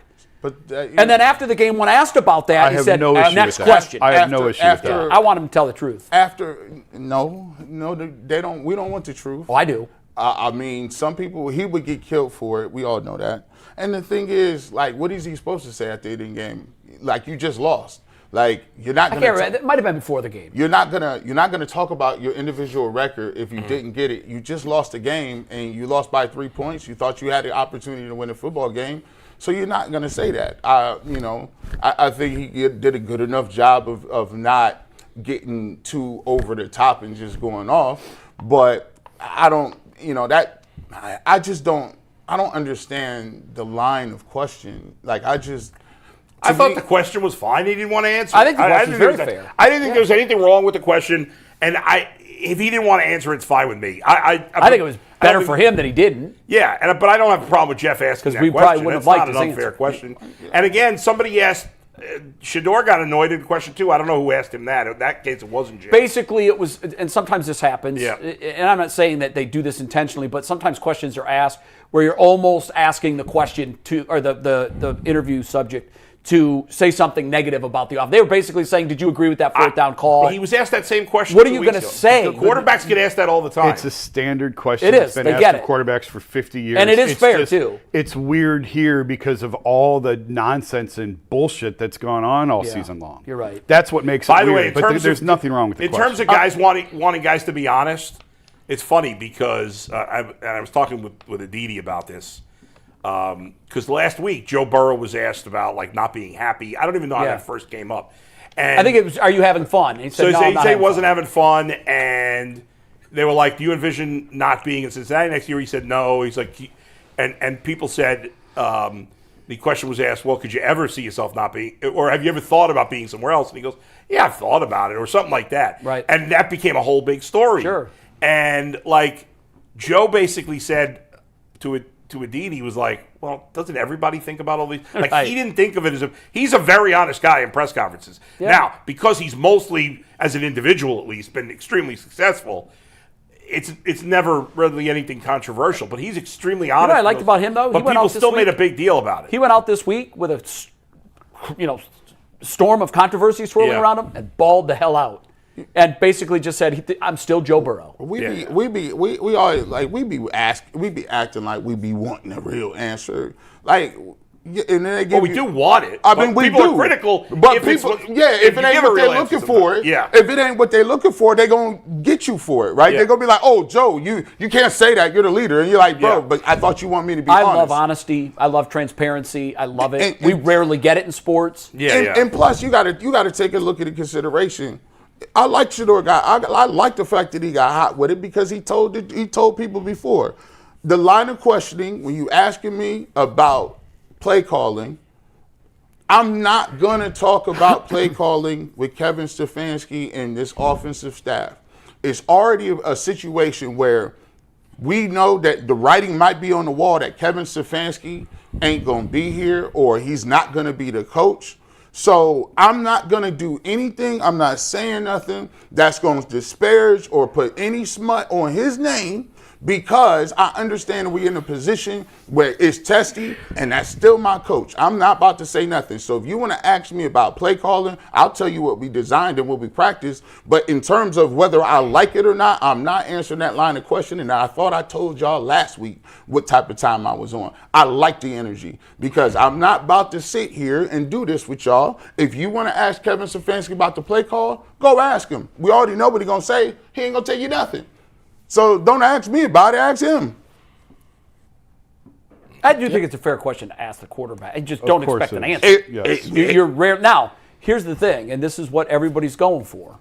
If you saw Shedeur on the street, wouldn't you say, man, what'd you think about that? Or I didn't like that. Of course, or, it's the question the fan would ask. Yes. It's and I get why you ask those questions. You have to ask those questions. And I don't think that they're always, we're in a click generation. That's what we're in. If you're going to put a video out, you're going to write a headline that's going to be clickbait. I don't know that I agree with that. Okay, clickbait might be There too are strong a people who term, do. but There are people who- There is a for sure. school of thought. We teach it upstairs. It's taught in the business with digital, especially because there's a million people that are putting content out. You have to separate yours from everyone else's. And if you ask a question and Shedeur talks about his honest feelings about the play call, your headline alone is going to get you 1 million clicks. Mm-hmm. Shedeur's second guesses, and that's what they're looking for. That's the society we live in. When you put a video up on your other podcast, I don't know if you do them or if someone at the company. The headlines? Yeah, the headlines. It's funny that you say that because I'll give a quick example, Anthony, and we can get back. There is a strong school of thought here. On Friday, I had Mary Kay on my podcast. Yeah. And we got into a debate. She thinks Berry and Stefanski should keep their jobs. I think they should be fired. Right. Almost the whole podcast was about that. And I don't do my headlines, right? And there's a reason. And the guy who does the headlines for my podcast, I didn't realize this at first, put a headline saying, has Shedeur's inconsistencies led to the coaches getting fired? Which we didn't even talk about. Has nothing to do with that. And But I you was know like, what? I was pissed. And you should be, but Because here's the people were getting mad without reading. But- And so we changed it. And the guy apologized. Yeah, and that's fair, and it was right of you to ask that. But I will just tell you, from having sat in on these seminars and being a part of these seminars, it's similar to T's writing at ESPN. I always used to say, whoa, we're not delivering that. Yeah. We, find out who the Browns turn to next. We're not going to find out. We're not. Yeah. Well, I know, but it's intriguing. I don't care if it's intriguing or not. I don't like that. If you put as a headline, something that is not delivered in your product, you have every right to stand up and say, wait a minute, that's false advertising. We have a whole... But that's where we are. And the reporters now, and I'm not saying all of them because most of you guys operate on a very... But there are independent reporters out there that don't have the power of the Athletic behind them, that are doing everything they can to get whatever traction they can. And if they get an athlete aside from the scrum, and they ask this athlete a question and they get an answer, they're sitting on gold because now they can, first of all, it's exclusive. Yeah. But they can put in their headline, Shedeur second guesses Stefanski. Right. How many clicks do you think that's going to get? Yeah, exactly. Let me help you with that. We have 7 digits. We have a whole department of a search engine optimization We team. do too. Yeah. Yep, it's a game. But it's not. It's a game. It's not. And they've actually called me a couple times, and I told them, no, you got to change Good it. for them for asking your opinion. But they want certain words in there. Sure. But they want Shedeur in there. Right, absolutely. They want to. I even said to the guys, I said, let's put in Shedeur in the headline as often as we can, but not when it's not shoehorn legit. it in there where it doesn't fit. I've changed a few. Especially, that was a great conversation between you and Mary Kay. Right. And, by the way, it's promotable on its own, but here's what Shedeur has become. What Tim Tebow was when he was playing in the NFL at ESPN. He has become lightning. There are people that are just searching Shedeur. Yes, 100%. And if your content doesn't come up if it doesn't have that in the headline. Right. So, the SEO, the search engine optimization department at Tegna is a behemoth. Independently at each of the stations, they very much work and understand the power of discussing hell. How long have we been talking about Shedeur Sanders? Anthony, and the reason for it is, I'm just going to be blunt. We're getting clicks out of it. Yeah, you guys it's ready working for our for next read? I'm going to pitch it back here to the defense here in a minute, but car shopping should feel exciting, not confusing. And Car Gurus, you get the confidence you deserve. They cut through all the noise so you can actually see the best deals on the cars you want, because when it comes to the big purchase, you deserve the best deal. And Car Gurus makes the whole process simple by giving you real information, real deal ratings, and more listings than anyone else, so you can shop the way you want. Use Car Gurus deal ratings to compare cars quickly without having to guess whether the price is fair. Car Gurus also connects you with trusted dealerships for a transparent, hassle-free buying process with over 4 million listings, the most of any major online automotive marketplace, so you'll always find the best deal. Shop the way you want with the tools, data, and unbiased deal ratings that make it easy. Buy or sell your next car today at cargurus.com. That's CARGURUS.com, cargurus.com. Guys, Earl and I were texting last night trying to put this show together and everything, and I had a couple questions about the defense. Earl thinks the defense seems to be fading out here in these last couple games. G, I want to start with you today. My biggest question from the defense yesterday was it felt like they had no answer for that rollout, right? And we talked about Mason Graham with his lack of run stop yesterday with James Cook. What do we think is going on here with the defense? You see, as you watch these football games, you see what the game plan is. The game plan is very evident.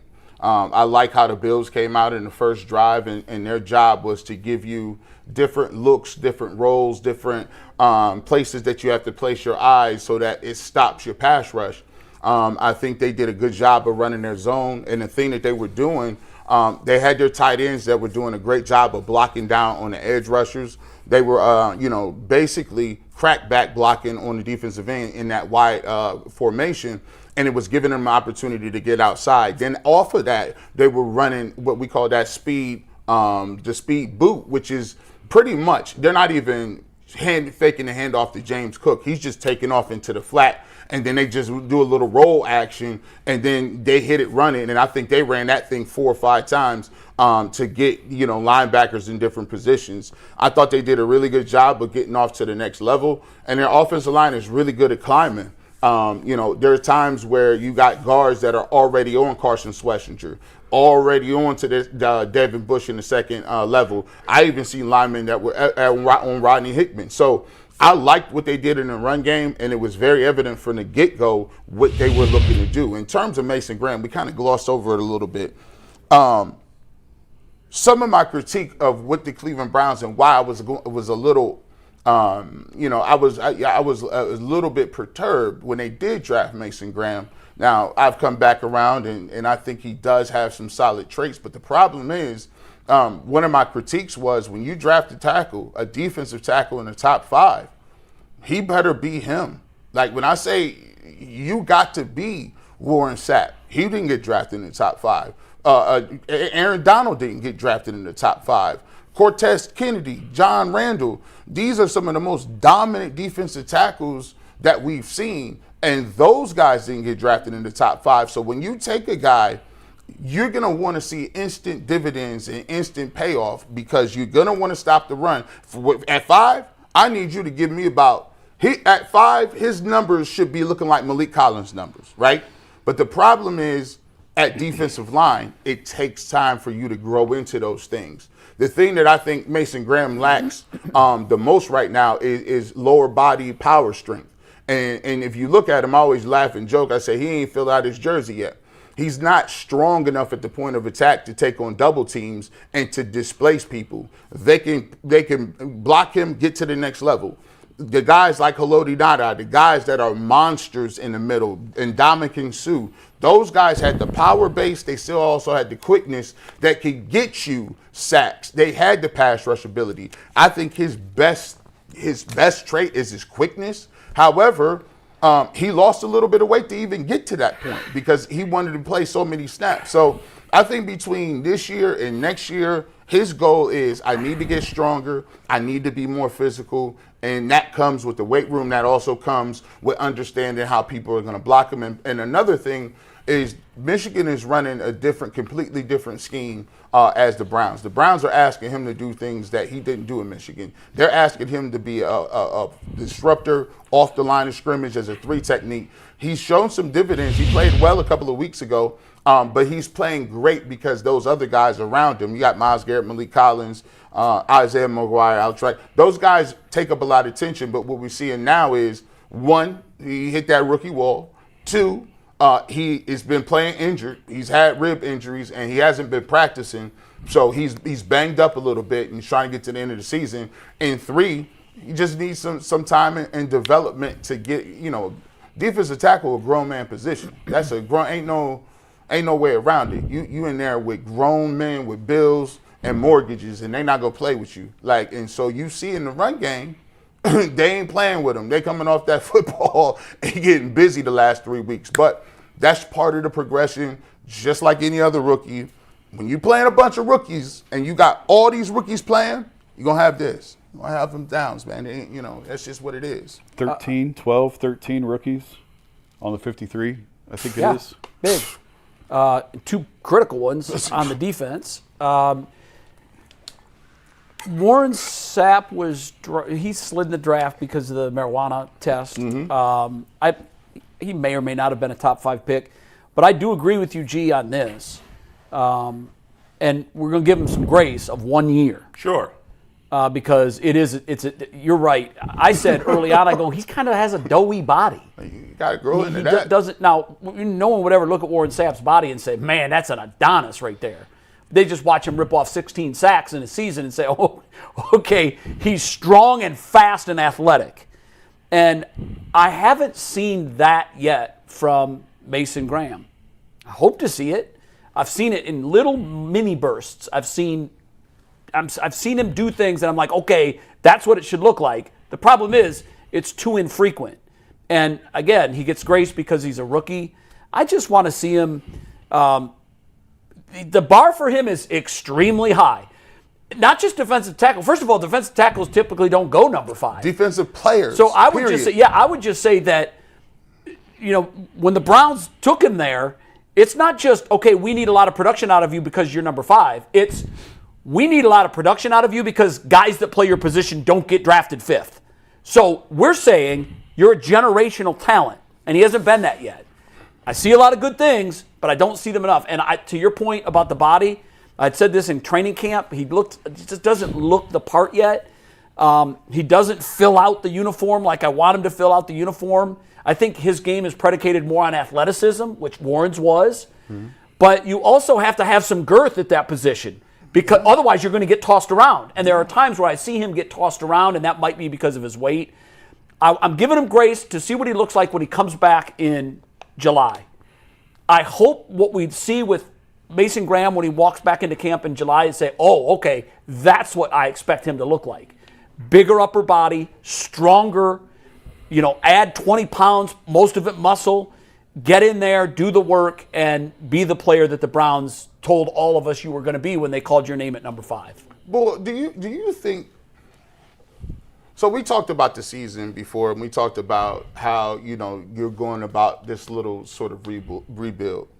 Do you think we're underestimating just how many players they're counting on that are first-year players at premium positions? Yeah, no doubt. And that's part of probably this whole thing about why the defense is hitting the wall. It's not just Malik Collins, but it's also you got a lot of young players who are banged up, who haven't played this many games before. Although it doesn't seem to be affecting Carson Swessinger he gets or better. Harold Fadden. Yeah. Like, those two guys are still continuing to play really well. They're the stars of this draft. But the rest of the young players, you're seeing signs of wear and tear. You're seeing signs of being kind of worn down by a long and unfruitful season. And the lack of help on the offensive side surely for the defense, has contributed probably to some of this wearing down. So. But also, I've thought all year that this wasn't as good of a unit as it was built up to be. It just when they've had to have it moments, they haven't gotten what they needed out of them. So I think it's a good defense. I don't think it's elite, and I think they're probably worn down at this point. Yeah. Is there an elite defense? I don't think in the way that we talk about elite. Yeah. I don't think that's a thing anymore. I think it's, I think the last elite defense was the Seahawks. I just don't think. I thought the Denver Broncos secondary was when they had the no fly zone. I just think that the way the game is played now, it's just too difficult to ask your defense with all these athletes and the way that they're able to do and the way the game is played for you to come out here and say, hey, if those guys, you stop them and hold them to 14. Against who? Think about it. Even with Josh Allen, right? Like, the Bills didn't have a great offensive game, but it's so difficult that if you got an offense that really ain't talking about much, you can hold Josh Allen to that, but James Cook hurts you. Like, you could do something against one person, but it's the other guy that gets you. It's one of them things. I just don't think there's a thing as a dominant defense anymore. By the way, it's so funny because a friend of mine from New York, I happened to see on Twitter that he had posted something about. He's like, the Giants have the worst wide receiving core in the history of football. And I'm like, dude, everybody in Cleveland says the same thing. And I'm like, you don't even have the worst wide receiving core in the league now. Right, let alone. Neither do the Browns. And the Raiders. The Titans. And the Steelers. And by the way, we haven't mentioned DK Metcalf. He's out. I don't know for how long, but if anybody watched the game last night and saw him take a swing at a fan. I mean, I'm not defending DK, but what did that guy say to him? That's what I want to know. Yeah, I want to know that too, but you know what the league's stance on this is. There is nothing that a player can say to you or the fan can say to you. But I'm sure he said something that was just despicable. I'm sure he did too, and I don't know if Metcalf talked about it after the game, but there is a 100% chance that he will not be on the field against Cleveland on Sunday. Right. They don't need him. Well, if Baltimore loses, then he wouldn't have been on the field anyhow. They don't have any receivers. He's their only receiver. He's it. Yeah. Their number 2's Austin, I think. Yeah, they have nothing. Yeah, he is. Nothing. All right, Anthony. All right, you guys ready to talk about one last special teams mess up before we hit the super chats? All right. I'd rather talk Cavs, to be honest with you. What about you guys? Yeah, I don't want to talk about special teams. You guys want Let's to talk talk about the Cavs? Cavs. Forget the special teams. I mean, it was what it was. It was another bad hold. What's there left to say? Here's what there's one question that I have on that. How much? I think this might have been in a different game. What down was it when they kicked that?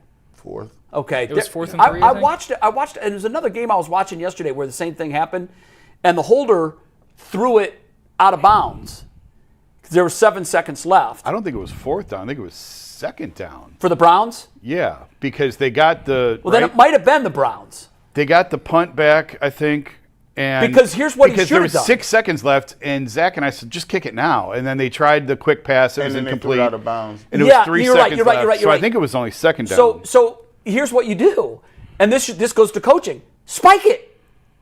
Incomplete pass, clock stops. Right. You reset and you kick it from 6 yards back. I think they were out of time. They was out of timeouts. You don't need a timeout. The clock stops on an incomplete pass. but they were out. There was only 3 seconds left when they snapped it. I thought there was 7. No, there was 6. I think there was. I'd have to look at the play-by-play. I think there was 6 when they took over. They tried the quick pass, incomplete, out of bounds. So I think there so was 3 timeout when didn't matter either. think Yeah, there you was know what? 3 I when think you're they right. There kicked was it. 7. I think what I was thinking was, why would you? I mean, he didn't even look for anybody. No. He took the snap and threw it out of bounds, and that Yeah. took it from 7 to 3. And what I was saying at the time was, no, kick it right now. Kick it right now. Because if something happens with the snap, Right. the holder can just spike it into the ground, stop the clock, and you get another kick. Yeah. Zach and I said kick it as soon as you get the ball. We were in the press box, said just kick it. But Yeah. I think they were trying to get a little bit closer. Yeah, it was second down, and there was 3 seconds left when they snapped. Okay, yeah. So I think my argument By at the that point, time it was- was yeah. There was no even time. when they came up to snap it at 7 seconds, I thought, wow, this better be something really quick to the Yeah. sidelines that gets maybe 6 or 7 yards. But Sanders got the ball and immediately threw it out of bounds. He didn't look for anybody. He just got it and chucked it out of bounds. And 4 seconds ticked Yeah. off, and they gained nothing out of that. Maybe he was looking for Trying somebody to- for a second. I mean, Or maybe why they would they just throw it out of bounds? I don't know. I trying mean, to it's make just it when the he got last the play of snap, the it's half? just Yeah, it was I ball don't one motion. know. He got the snap and he Yeah. chucked the ball out of Unless bounds. they were I'm like, trying to make the kick the last play of the half. Yeah, I guess. I don't know. All right, Anthony. Go ahead. All right, guys, before we talk about Cavs experience charge basketball at Public Hall this season, the Cleveland Charge, the NBA G League affiliate of the Cavaliers, are back in action for their 5th season in Cleveland, with Charge alumni like Dean Wade and Sam Merrill and two-way players like Naquan Tomlin and Luke Travers show the NBA G League is the home for future stars of the NBA, so Charge basketball is the best option for affordable family fun in the land, with fan giveaways, exciting theme nights, post-game player autographs, and so much more. Tickets are on sale now at clevelandcharge.com. All right, guys, is every game moving forward now a hot seat game for Kenny Atkinson? I mean, listen, I don't know what's going on behind the scenes, but the guy is in his 2nd year as the head coach. Like, this shows you what a joke the NBA is. The guy last year did an amazing job as the head coach. They won 1 million games. Obviously, disappointment in the postseason, no doubt. Terrible. And they're off to a bad start this year. But the idea of firing the coach in the middle of the season after the year before you broke the record for most wins in franchise history is ridiculous. I know, but That's a clown organization of all move. the leagues, which is the most player? Which league do the players have the most power? in the NBA. Yeah. Yeah. And when the players decide that they don't like the coach, Yeah. it's pretty easy to get said coach fired. To Right. me, what the this players looks are like, losers then. They're losers. Bull, I won't Yeah. disagree with that, because to me, this team is playing into the exact narrative that I've had for 3 years on them. Soft. Yeah, 100%. And I believe what we're looking at is a basketball team that has collectively made the decision that they don't like the coach.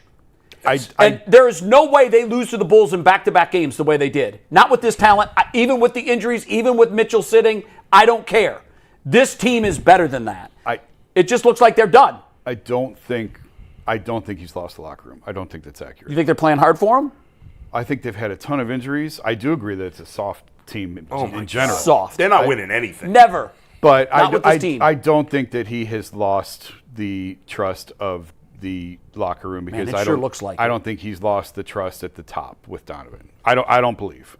Wow. Maybe I'm wrong on But that. I'm reading I it don't wrong. think so. But Because I'm just watching it and I'm mean, saying these guys don't care. if they But win or here's the lose. thing with the injuries is at some point this is who they are. Yeah. Like, that's part of the DNA of the team. There was injuries last year in the playoffs, and there was injuries before. the year before in the playoffs, and there's injuries now. There's always injuries. There's always, like, this is part of who Darius is he's an undersized guard who's had a ton of injuries.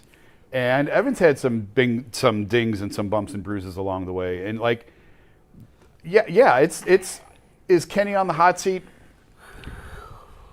I think that there's a lot going on right now behind the scenes. Yes, I think there's a lot. Do you think he'll be the coach at the end of the year? I can't say that with 100% certainty. It does. To me, it doesn't look like it. Man, you know, I would question. I would question. That's wild work. I would go higher than the coach It's wild. if I'm looking for the root of the problem. I'm not sure it's the coach. You might be right. And man, listen, Kobe Altman put the team together. He tripled down on it. Like I mean, I used to be the broken record core 4 guy for how many years, right?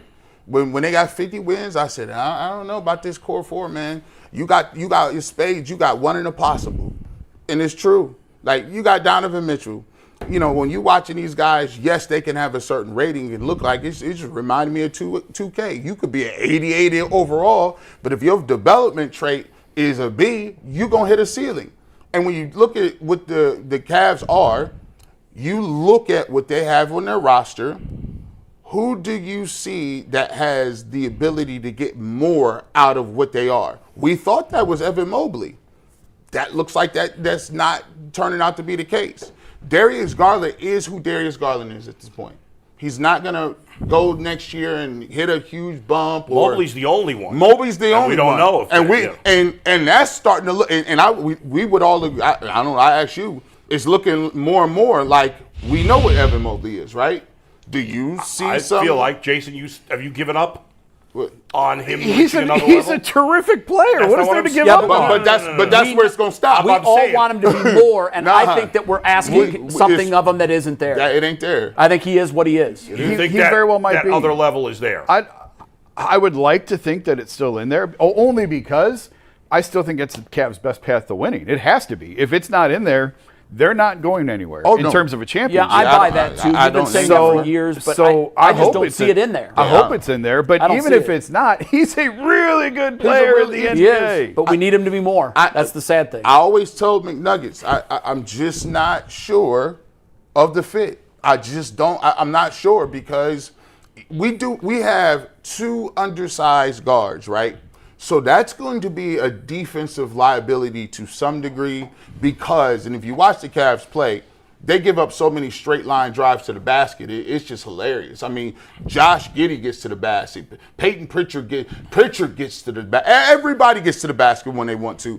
And then on top of that, you have 2 bigs that are 7 foot, and for what they are in their size, they don't rebound the basketball at a high enough level. You can turn on the tape, and even when Evan Mobley's not there against the Bulls, you get Jared Allen with 6 rebounds. That's no, Jared. Like you can't be on the court unless you're getting 10 points and 12, 13 rebounds a night. You're supposed to be giving me a block in energy. Like if you're an energy guy, but I gotta motivate you to bring energy, we're in trouble. Yeah. We are in trouble. DeAndre Hunter has regressed when it comes to his effort. How does it end, Jay? Like, how does it end? Yeah, how does the season play out? Because I used to think, and I was pretty confident in this opinion, that this is a really good basketball team still, but they're not now. And so I'm just trying to figure out, they're 29 games into an 82-game season, and they're basically 500. They play Charlotte tonight, a team they should run right out of the gym, and I'm not sure they're going to. So you caught that one and put it back in. Yeah, I caught it, man. Good catch by you. So if they're losing to the Bulls in back-to-backs or home and homes and really not looking very competitive for most of both games, and we have to wonder about a Charlotte team coming in here and knocking on our door. Like, I just think they might end up at the end of this season be a 500 team that woefully underachieved. Well, if they don't win a championship, there will be changes. There better be. I don't know. I'll just leave it at that. There will be changes. I feel like there should have been after last year's debacle in the playoffs. The problem was... What do you do? The problem was the Hunter trade made them very difficult to make moves because of the apron status. So I would agree. That was their shot. They took their last shot. They used their last bullet on Hunter. Essentially. What's happened to him? By the way, you're finding out why Atlanta was happy to get off the fool's money. Gold. I mean, think about it, because we all sat here and said, I can't believe the Cavs got Hunter from Atlanta for what little they gave up. We were stunned. And I'm in that group too, and I'm in that boat too. And now we know why. And now after watching Hunter up close a little bit longer. So if I'm the owner and I'm looking at all this and I'm trying to figure out which seat to change, this is why I started with this. I don't know that Kenny is the problem. Who put it together? To me, it's roster construction. I mean, I'll sit and how here, do you get out of this? I mean, I sat here 2 years ago and told you JB was not the issue. That You did. JB's a good coach in the NBA, and look And what JB's doing now. Well, they're in the 1 seed in the yeah, East. so I guess it wasn't coaching with the Cavs. So does Dan finally come to the realization that it's roster construction? I mean, you can easily look at this and say, listen, we're the only team in the second apron, and we're in the play-in right now. What's going on?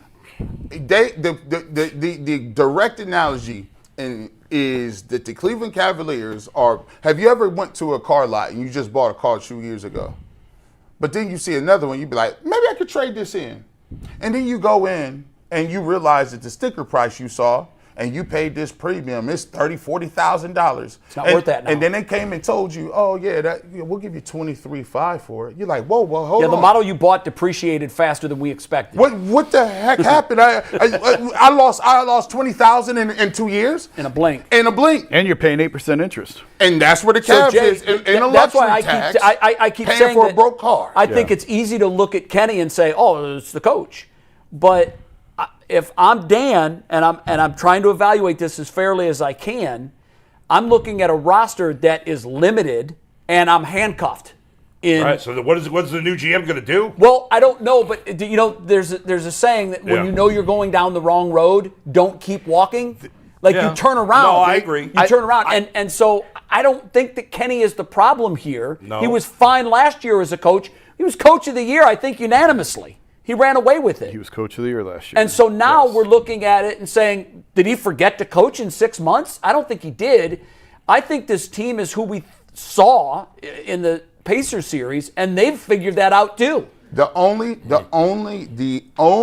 way I see them getting out of this is maybe Donovan Mitchell goes and has a conversation with LeBron, not about LeBron being on the team, but about the way he needs to go about a specific leadership. Donovan is very supportive of his teammates. Donovan is very inclusive, and should he be harder on them? He's the big brother role. But for me, the only way that I see this turning around is if Donovan Mitchell says, guys, not on my watch. It's not going to happen.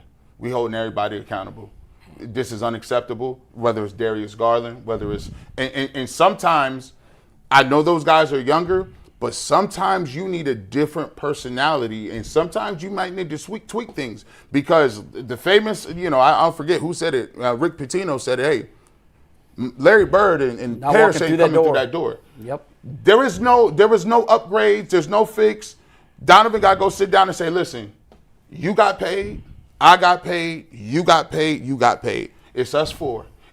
We can't do it if we talking about us four. It ain't the role, guys. Guys, buckle up, because this is how we're gonna win, and we're gonna go ride till the wheels fall off. Something has to happen like that. Ain't no help coming. There has to be some sort of come to Jesus, because ain't no what help. they're putting out there now isn't it, and it's going to end up getting somebody fired. And I just hope that it's the right person. If you fire the coach and it's not the coach, and you're stuck with the GM, they don't have to fire anyone. They don't have to.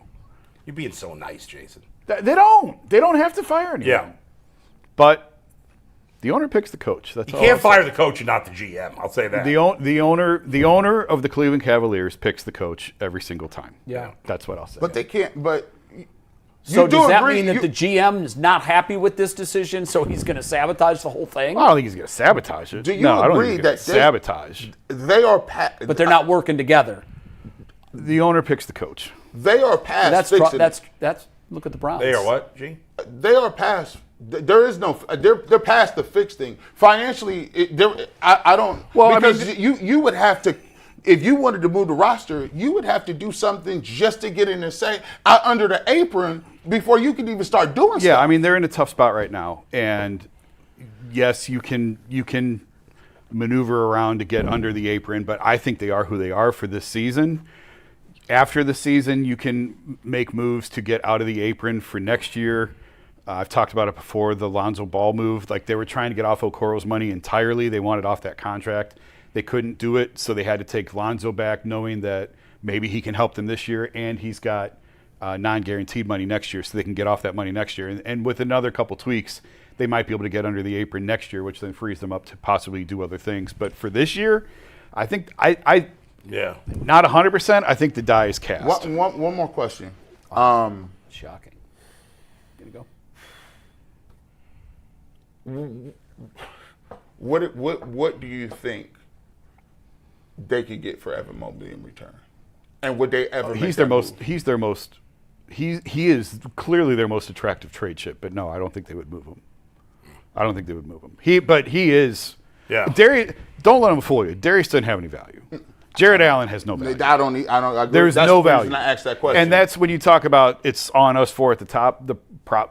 I believe the problem with the Cavs is I think they paid the wrong guys.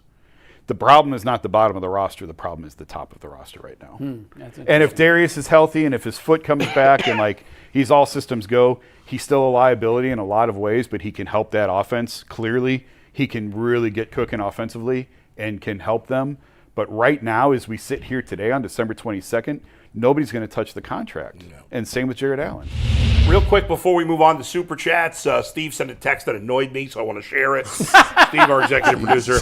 This is the our first problem. Super Chat from Director EP Steve. This is the bad mentality that we have as a fan base in Cleveland a lot of times. So Steve goes, when we were talking about Mason Graham, he goes, well, the Browns got more out of Graham than the Jags have gotten out of Travis Hunter, who got hurt this year. Yeah. We got to stop lowering we lower the bar when it comes to the Browns all the time. We don't really do it with the Cavs. We don't really do it with the Guardians. With the Browns, we always lower the bar. It's not a win. The trade's not a win if Mason Graham is better in year one or does more for the Browns in year one than Travis Hunter. You drafted him 5th overall. If he's not a superstar, it was a bad pick. Period. That's regardless simple. of what anybody else did elsewhere in the draft. Yeah. So, yeah. Anyway, Steve, get it together, will you? All right. You guys ready for Super Chats? Yep. Let's do it. All right. First one says G. Bush was cooking here in the beginning. Next one comes from On Cue Production. If the Browns had second pick in the draft, AB trading down and drafting a wide receiver, given AB's history. OG says, if you ever wonder why the Cleveland Browns is a bad organization, just listen to the people who said that Gabriel was better. Who said that? The Browns said that, I guess. The Browns drafting him higher. I said that they like Dylan more than the Shedeur. Right. Well, obviously, because they drafted him higher. Yeah. I don't know that I don't know if that's a complaint to the media or... Anyway, it doesn't matter. Go ahead. In general, the consensus was going into the draft that Shedeur was better. Yeah. But the way the draft played out, the Browns and the league told you that they think that Dylan Gabriel is better. I don't agree that the league said that. Well, the league draft passed on him too. Right, but nobody else drafted Gabriel. But what I'm saying is nobody else drafted Shedeur higher than Gabriel. So the league was kind of telling you that too. And I do think that was but kind Gabriel, of the if the Browns hadn't drafted him, he might not have been drafted at all. Might not have, but he was. Yeah. So what I'm saying is the league passed, this is a fact, the league passed on Dylan Gabriel 3 times, and they passed on Shedeur Sanders 5 times. And so in general, I thought this was a weird draft because while normally we talk about quarterback as the premium position, and it is, a lot of these teams had just drafted quarterbacks, and so the need at quarterback last draft wasn't what it normally is. I don't agree. I just think they didn't think anybody was any good. There were only 5 teams that were put in the pool. There's always teams that need quarterbacks. Yeah. Always. Yeah, you're going to take them if they're there, but clearly it's a supply and demand situation. And I think most of the teams looked at it and said, yeah, our guy's not there. We're not going to do it. You don't know what a guy is until he gets there. It's a lot of things involved. Like, look, Tyler Shook. You know, he just had a great game. He's playing the best of all the rookies. Yeah, threw for 300 yards. And a lot of people, during training camp, there was memes of saying Tyler Shook was the worst quarterback in the league. Right, that's true. And so it's just, it's a little bit deeper than it's a tough position to pick. It's a tough position. Not like he's got talent around him there. Go ahead. All right, Dame says, just move the goalpost so crazy. Now he has to be top 10 from a 4th string, 5th round pick to now he has to be a top 10 quarterback in the last third of a tank season.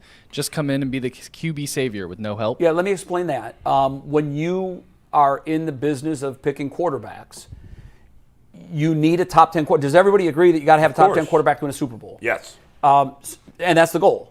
And that was the goal when we moved Baker. They and I think correctly decided Baker's not a top 10 That's what I was guy. going to say earlier. By the way, the Browns were right on their evaluation Yeah, of Baker. and, They got it right. Well, the more sample that we get, the more it looks like it. He threw a terrible pick at the end of that game. He's been terrible. Let's face it. Yeah. He's been terrible 2 months. the last 8 weeks. Now, their solution was catastrophic. And that's the thing. But their evaluation was so correct. there's 2 parts to this. And the second one's the most important. The first part is our guy here? And that's an evaluation that you make. But the second and the most important part of that decision is, can we go out and get our guy? And then when the Browns made that move, they clearly thought that Deshaun Watson was going to be a top 10 quarterback. Of course, because he had proved been in out Houston. to not be. At the So, time. And so this when I person- say about Yeah. Dylan Gabriel, and this is what the folks that were telling me You mean Saturday, Shedeur, yeah. the people that were telling me Saturday was, well, one in particular said, if you're asking can Shedeur be the starting quarterback for the Cleveland Browns, you're asking the wrong question. That's not the right question. Look at the people they've had at starting quarterback over the last 30 years. That's not the bar, nor it should be. The question that the Browns need to be asking is this quarterback capable of being a top 10 quarterback in the league? And that has zero to do with Shedeur. It has to do with every single You're quarterback. right. the Yeah, no, Browns it's not a play. Shedeur Sanders and there's thing. no moving of the goalposts for on that. And nobody's asking him to be a top 10 quarterback right now. No. You're saying No. nobody's expects him to asking be. that I was at gonna all. say- And by the way, I was no one gonna say expects that. him to be. The question is disingenuous. The Browns have to decide, and every team has to decide individually, Can is he my become? quarterback capable of being Yes. a top 10? If he is, you stick with him. If Right. you don't think he is, then you move on. It's That's that exactly simple. right. The That's it. question is, Baker Mayfield played, I don't know how many games he played here, 90? Yeah. I don't know what the number was. We had 90 games to kind of figure that out. Shedeur played like 5. So I think it's very difficult to figure out if a guy is going to be a top 10 quarterback of all time, even if he starts. No, not of great. all time, currently. Oh, well, I mean, in the league. Yeah, In the league. So, Jaden Daniels. But that's the job, G. That When- is That is the job, You and it's have a to, tough one. as the GM, you have to decide That- if you think there's a chance. That's, Right, That's and And the lower evaluation. you're drafted, whether you should have been drafted higher or not, the lower you're drafted, the less of a leash you're going to get to prove it. Unless There's only one guy right now that's in that realm, and unless that's probably Brock Purdy. unless the person who drafted you is in charge, then you get a leash. Well, if this regime goes, Yeah. then I can't imagine Shedeur Sanders is back next year. If this regime goes. Probably not. I can't imagine why. Because there's no tie to him. You're right. I mean, the regime, if you draft a guy, you believed in him once, the thinking is that the player hasn't changed, it's still in there. If Barry and Stefanski both go and someone else comes in, and the reason he won't get the benefit of the doubt is because of the stuff that comes with him. It's the same reason why teams were weary of drafting him in the That's first part place. of the reason. It It is may part not of the be the reason. only reason. This is No, it's gonna not be- the only reason. This is going to be unpopular, but I mean, I'm already. Even if Barry's here next year, I don't think Shedeur's back. You think he's gone either way? I think he's gone either way. Yeah. I disagree with that. That's All right, crazy. next, Anthony. All right, next one. This panel, this comes from Smooth. This panel, except for G. Bush, says you have to look at the numbers, but it also, this panel says PFF is dead to me. Are we using your eyes or not? Wait, don't throw my opinion of PFF to all these guys. Who was that? Who's that from? That was from Smooth. Okay, Smooth. Let me be real with you. I say PFF is dead to me. I don't know that you guys I don't love discount P- it. I don't love PFF. I do not love it, and I'll tell you what drives me absolutely bonkers. And these stats are not is from the PFF, fact that by the way. NBC in their Sunday night telecast, when Use they're doing it their as player gospel, introductions, shows a player and says ranked 40th of 44. Yeah. I can't believe that NBC does that. I can't believe the Players Association allows it to go on. I can't believe it. I'm a believer in taking a totality of all things and weighing them. Yes, you can look at EPA, you can look at PFF, you can watch the tape, you can look at what other people are saying around league, you can think about projections. I think you should take a well-versed look at everything and then come to an informed decision. Not, it's Unlike that message, which was not well. And when I do that, he's not the guy. J.J. Watt came out recently against PFF, and he's been, I think, Yeah. a long-time detractor of it. Yeah. He doesn't like it either. And I liked what he said. It's why I've always said PFF is dead to me. They don't know what the assignment was. And so they're grading a Right. player on his performance, and they don't know what his job was. And so for that reason alone, PFF cannot be the end-all, be-all. And again, the fact that NBC uses it to rank players and put that up there. Yeah. But again, this person mentioned PFF. We haven't mentioned PFF at all. I have. I no, fall but on the today sword. we haven't. No, we haven't. But I fall on the sword for Yes, that. right. I hate PFF. Yeah. I don't like to use PFF. I don't. I just, to me, when you lost the argument, you go to PFF. Yeah. Go ahead. Go ahead, Anthony. All right, next one from Paul, the true believer. How could he play well, Jason, without an O-line? He's had plenty of time to get rid of the ball. He holds the ball longer than almost any quarterback in the NFL. He was better at getting the ball out fast yesterday. And no one is arguing that he's playing behind an elite offensive line. Nobody's saying that.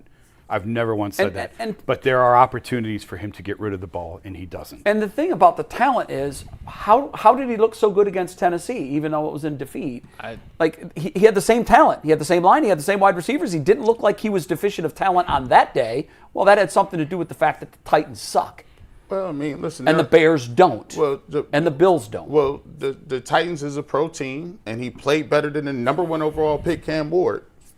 Okay, so he did. So that kind of kills the argument of the talent's trash. So, but you do. You can't use it as talent's trash if he plays well. It's the same talent. But you do know if you have a bad team going against a Super Bowl caliber team, they are going to look bad. Is that earth-shattering? No, it's not. But the fact of the matter is, I think the Bills' defense is not an elite defense. Their run defense is 30th. And that's who Shedeur played against. They had two and it's drives. The same thing with, they had two but drives their pass at the end of the game. defense is graded very highly. They had 2 drives at the end of the game to go win the game, and they went backwards 16 yards. Yeah, it's not a good look. Get one more in, Anthony. Yeah, let me get one more in here, guys. 49er says, what if you guys miss on your QB next year? Will you admit you're wrong? Josh Allen didn't start this good and was given the time to grow. Has Shedeur not shown enough to give him that same time to grow? No, he hasn't shown enough, and Josh Allen was a top 5 pick. Shedeur could go on and have a great career. The unfortunate problem is the Browns are in a position right now to have to make a choice because they got the #2 pick in the draft.